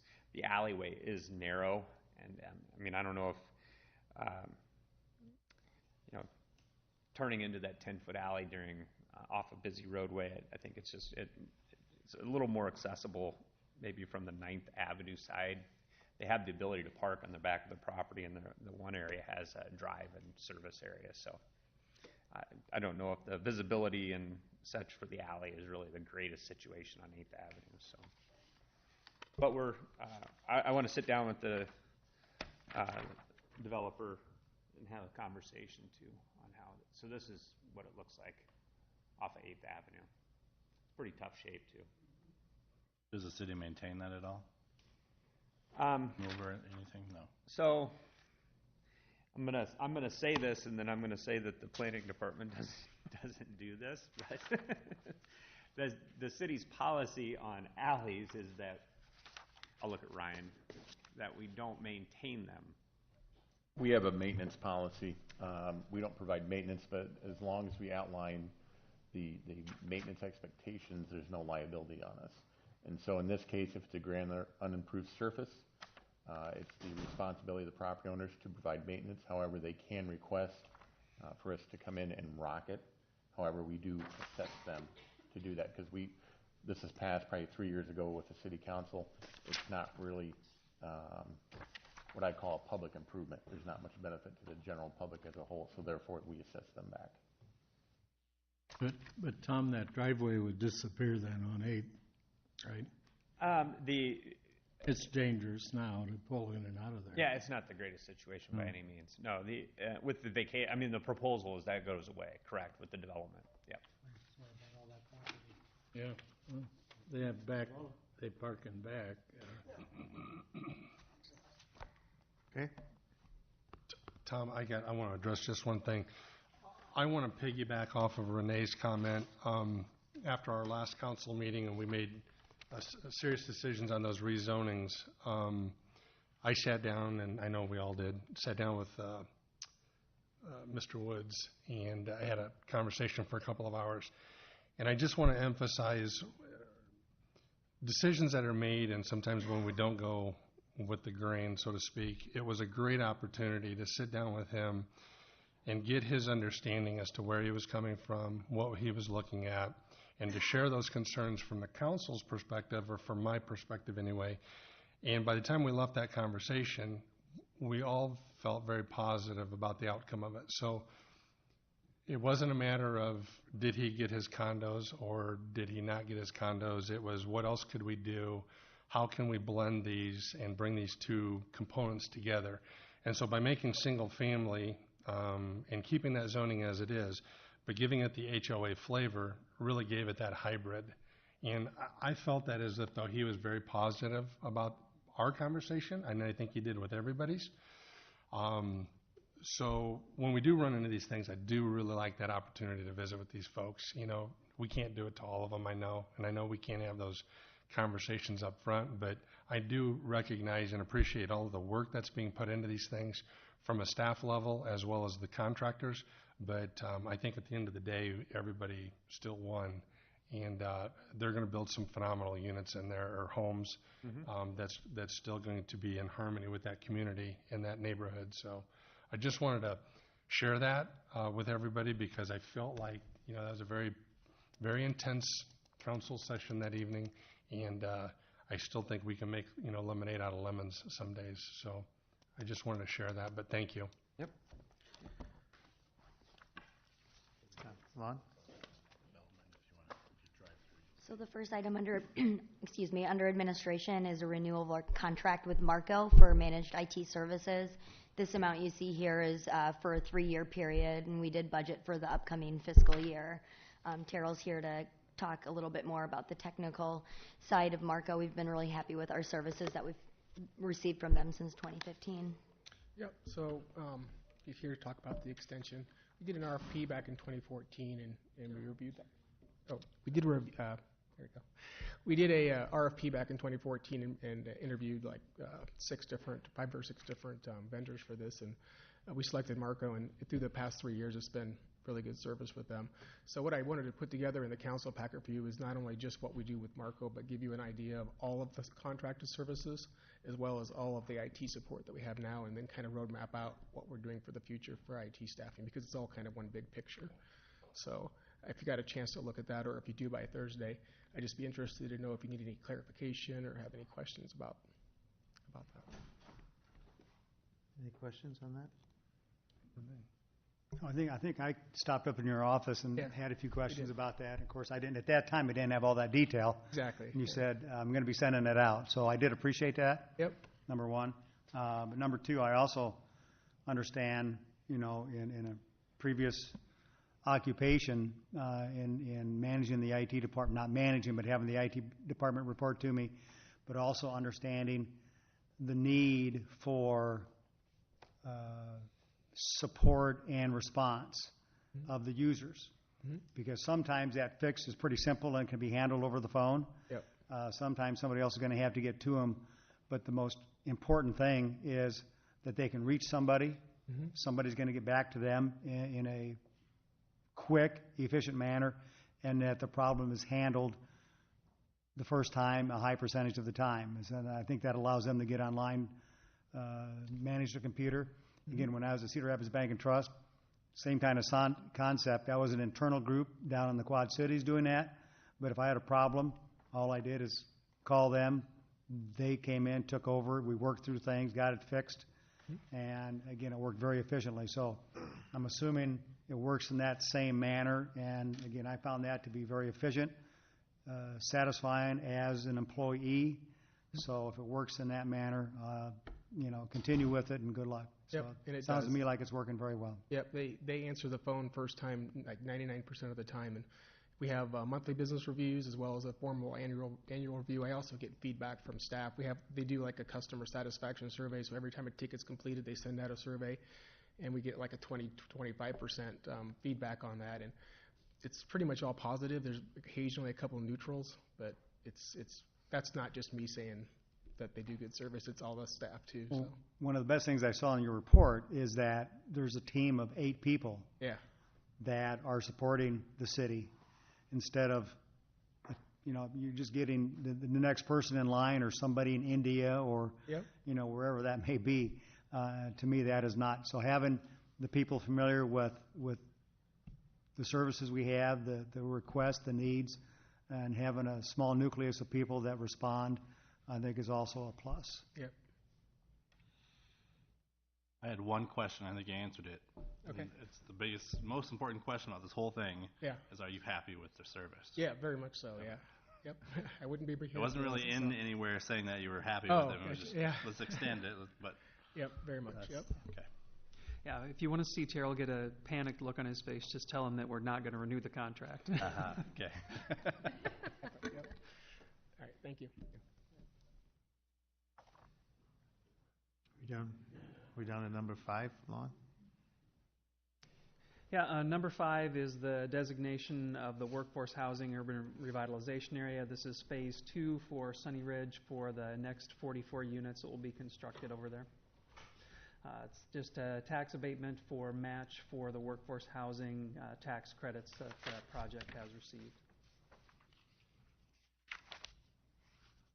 Okay, questions on that? All right. And the next item is number 8, and with number 8, this is something we wanted to bring back to the council, just to kind of revisit this project and see where you would like us to proceed. The Methodist Church, as you know, has been being marketed in the Uptown for a while. It's currently priced at, I think, $899,000. It's a half a block. It's about a 42,000 square foot building. If you think back to the Chamber's annual meeting, they had brought in a gentleman by the name of Zach Mannheimer who talked about the Des Moines Social Club and a lot of the projects that he works on to take difficult, large buildings and come up with redevelopment plans for them. And so the chamber had initially reached out to him. We went through the Methodist Church while he was here and had solicited a proposal from him for what it would cost to have his group come in and do that type of a project with the Methodist Church. At the time, they had just put it on the market, and we wanted to wait and see, okay, is someone going to step forward and do something with the building? As time has gone on and as we've gotten closer to seeing some of our other large-scale redevelopment projects in the uptown come to fruition, we wanted to revisit the discussion about the Methodist Church, because I think there's a concern there about what happens if someone buys it that wants to do a project that is kind of incompatible with the direction that the council sees happening in the uptown. And so we went back to him and asked him to refresh the proposal that he had put in and wanted to bring that back to the council to get some direction from you on whether or not we should keep proceeding down this path. One of the keys to it is that under the initial proposal, it really wasn't clear whether or not they were just going to come up with a redevelopment concept and say, here's the plan, and hand it over to us in Marion to take forward and go find investors and try to drum up the businesses that would go into the facility. What they've actually put together is a proposal that would do the redevelopment plan, but at the end of it, you'd come out of it with your financing strategy, they'd assemble your investor group, they'd hunt down the businesses, and come out of it with a viable project, and then start moving through the work to actually bring that project to fruition.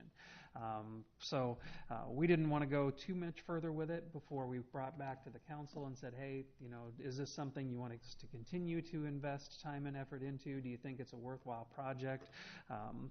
42,000 square feet. It's currently one of the largest buildings in the uptown. For reference, City Hall here is about 21,000, so it's about twice our size. But churches are notoriously difficult to repurpose, especially if you want to try to access any historic preservation money with them. We have been through it with, for example, the folks from Hobart Historic Restoration that do these types of projects. And they've talked about the challenges that they've encountered doing a similar one that they're working on now over in Toledo. So I think there's just kind of a generalized unease about what happens if we don't do something that's very deliberate with this building. On the plus side, as far as if it's returned to a taxable state, right now it's one of those buildings that has that 0 number on it, so anything that it comes out with for taxable value as a value add to the Central Corridor TIF district. We would look to recover the expenses for any planning activities from the Central Corridor TIF district.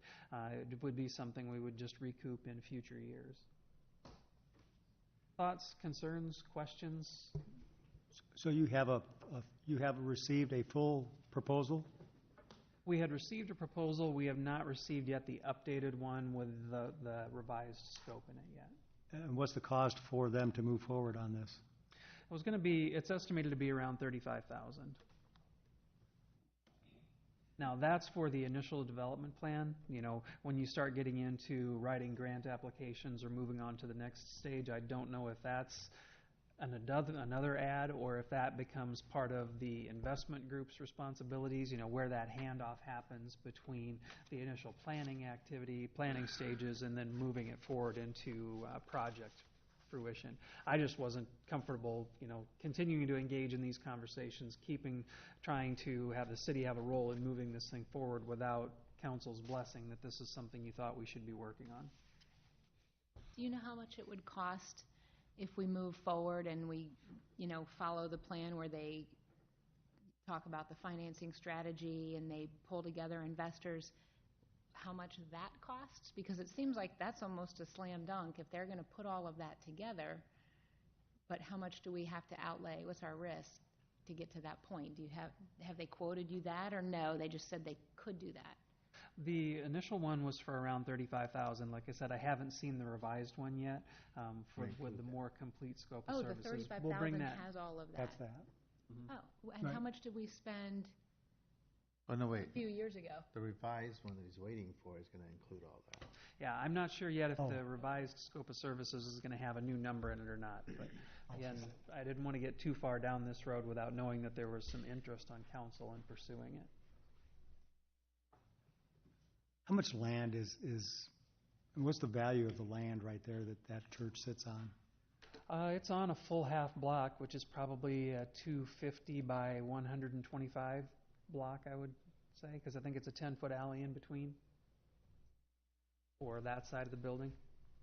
Is the idea that we would keep the building and finesse something within it with that look, or tear it down, or the sky's the limit? I mean, are we trying to preserve it and find some cool function for it? With this type of a project, the objective is to preserve the building but repurpose it. It's got some interesting potential, but because of the way it's been added to and kind of divided up over the years, it has some particular challenges to it. And really one of the biggest challenges is just the sheer amount of space that it has in it that you're dealing with. 42,000 square feet is a big building currently in the uptown, but different pieces have different amounts of square footage. There was the classroom section, for example, that was added in the 1960s that has around 15,000 square feet in it. The original church, one of the most challenging things that we've heard from folks like Hobart is dealing with the sanctuary space. If you're getting historic preservation tax credits, they don't want you to cut up the sanctuary space.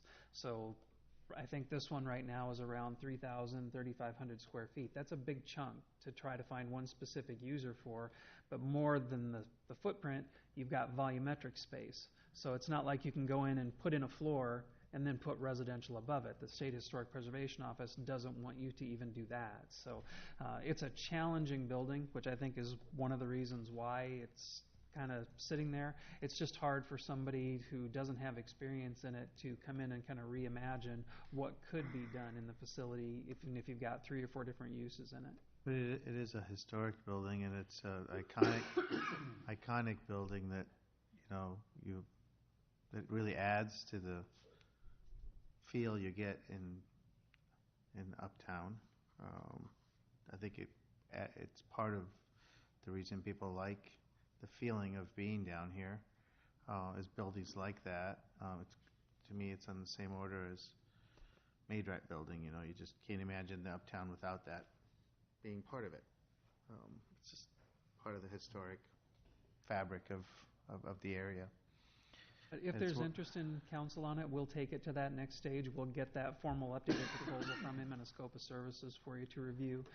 We can also have him outline what a project calendar would look like so that you'd know if we start this, what's it going to take to do it.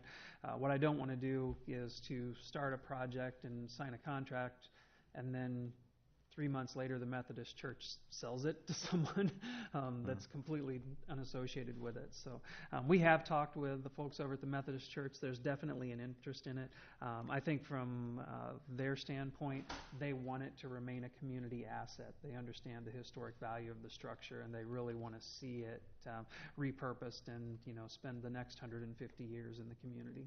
But they want to know that what happens with it is it's going to be cared for too. If the chamber and Medco were to move there, it might open up enough space here to satisfy part of our space problem.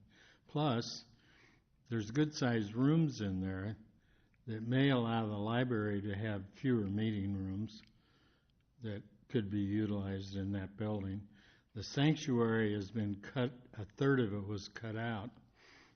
That could be reopened if you wanted a sanctuary who would maybe seat 500 people, that could be utilized as performing arts or high school graduation or whatever.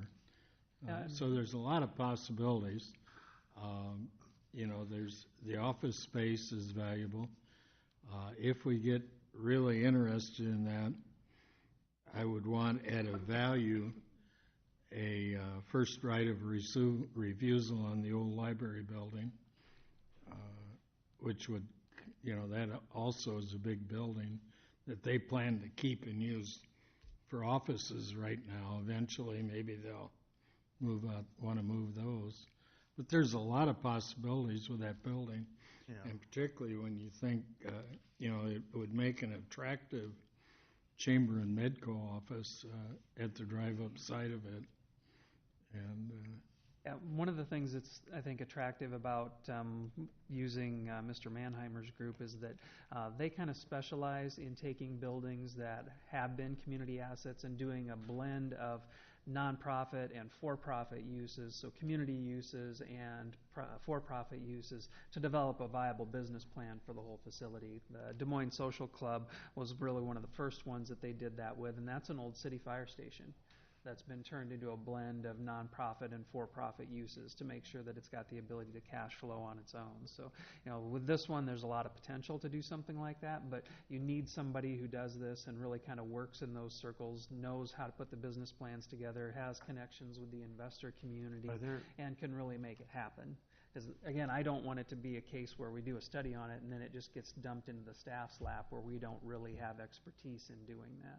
Are there grant opportunities to help pay for something like this?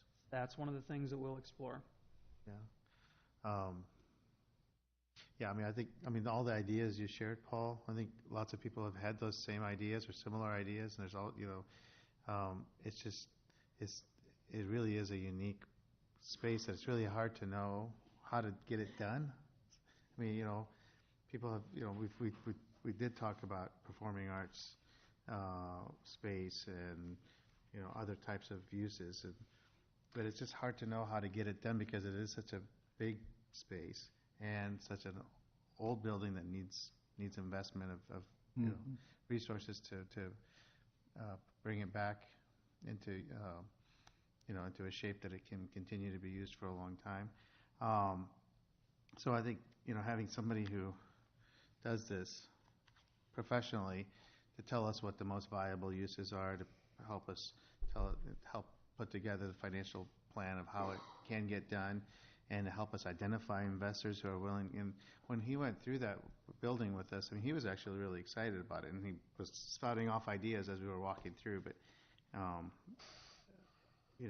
but it just, we need somebody who does this every day to help us identify uses and people to do it. Because I think it's too much to wrap your brain around, I think. Who are we looking to pay the $35,000? I mean, who? Well, that's why I asked if there's grant opportunities. Right. I'm a little concerned about us always stepping up with the checkbook with this stuff. I mean, the capital that's going to be needed to run this. They'd pay the interest on what they want for. The gas, the electric, the taxes, it's going to take some deep pockets. Mm-hmm. I mean, there's a reason, I'm Well, all for the preservation as part of it as well, too, but shouldn't the church be interested in participating in that? That's what or doing it? I mean, that's what I'm thinking. It's more to their benefit than it is really ours. That is a huge golden nugget from their expenditure, moving forward. Have we had any discussions with the church? Beyond talking about the About this concepts principle? to see if they have an interest in it, we have not yet. We have had discussions with the Chamber and also discussions with Main Street about it. I think there's some potential there for some help with funding the cost of the plan. I would be in favor of moving forward, but I would want the church involved with it. Oh, I do too. From an economical standpoint. It's all the skin. It's their real estate. Yeah, they're the one getting the $1 million out of it. Yeah, I agree. I'd like them to have some skin in the game. I also agree that I think that it's incumbent upon the city to explore this further before we rule anything out. I love that you found a niche place that specializes in this because, Marion is no Paris, but when you go to cities and see old buildings, it's just part of the character. And I think the juxtaposition of this building to the mixed-use project on Uptown, and it has a ton of potential. So I'm not saying we follow the road all the way to the end, but I'm willing to take the next step if we're not doing it alone. I think that that's a beautiful building. I've never been inside of it, but it just seems like something really cool could happen there for Marion. Yeah, I do see a public benefit to some effort on the part of the city to keep the building from falling into a use that's going to allow it to continue to fall into disrepair and someday become beyond saving or using. There is a public benefit, I think, to having that preserved as part of the character of uptown. Maybe we don't do it alone, I get that, but it's worth us at least exploring it. Okay. Well, the gentleman you're talking about, I mean, is this the gentleman that made the presentation Yeah. at the Marion Chamber Yes. meeting last fall? Yeah, I was very impressed with that presentation, and I, at that time, didn't think of any applications for our town, but I certainly saw where he could be providing a lot of benefit for some other towns around the state. Very creative ideas, so not a lot of firms have that element to be that creative, that unique, so I think they're a good entity to connect with, given the situation we have. It's just a matter of how Most of the other ones we encountered, it really was more the traditional, we'll do the plan, here's your Oh, business yeah. plan, now you go do it. And that's the last thing we want. Yeah, they were much more creative in what he presented. Okay. Well, we'll continue to coordinate that and expect then to bring a more full proposal along with the full scope back to the council so you can see what that might look like. Anything else? All right, meeting's adjourned, thank you.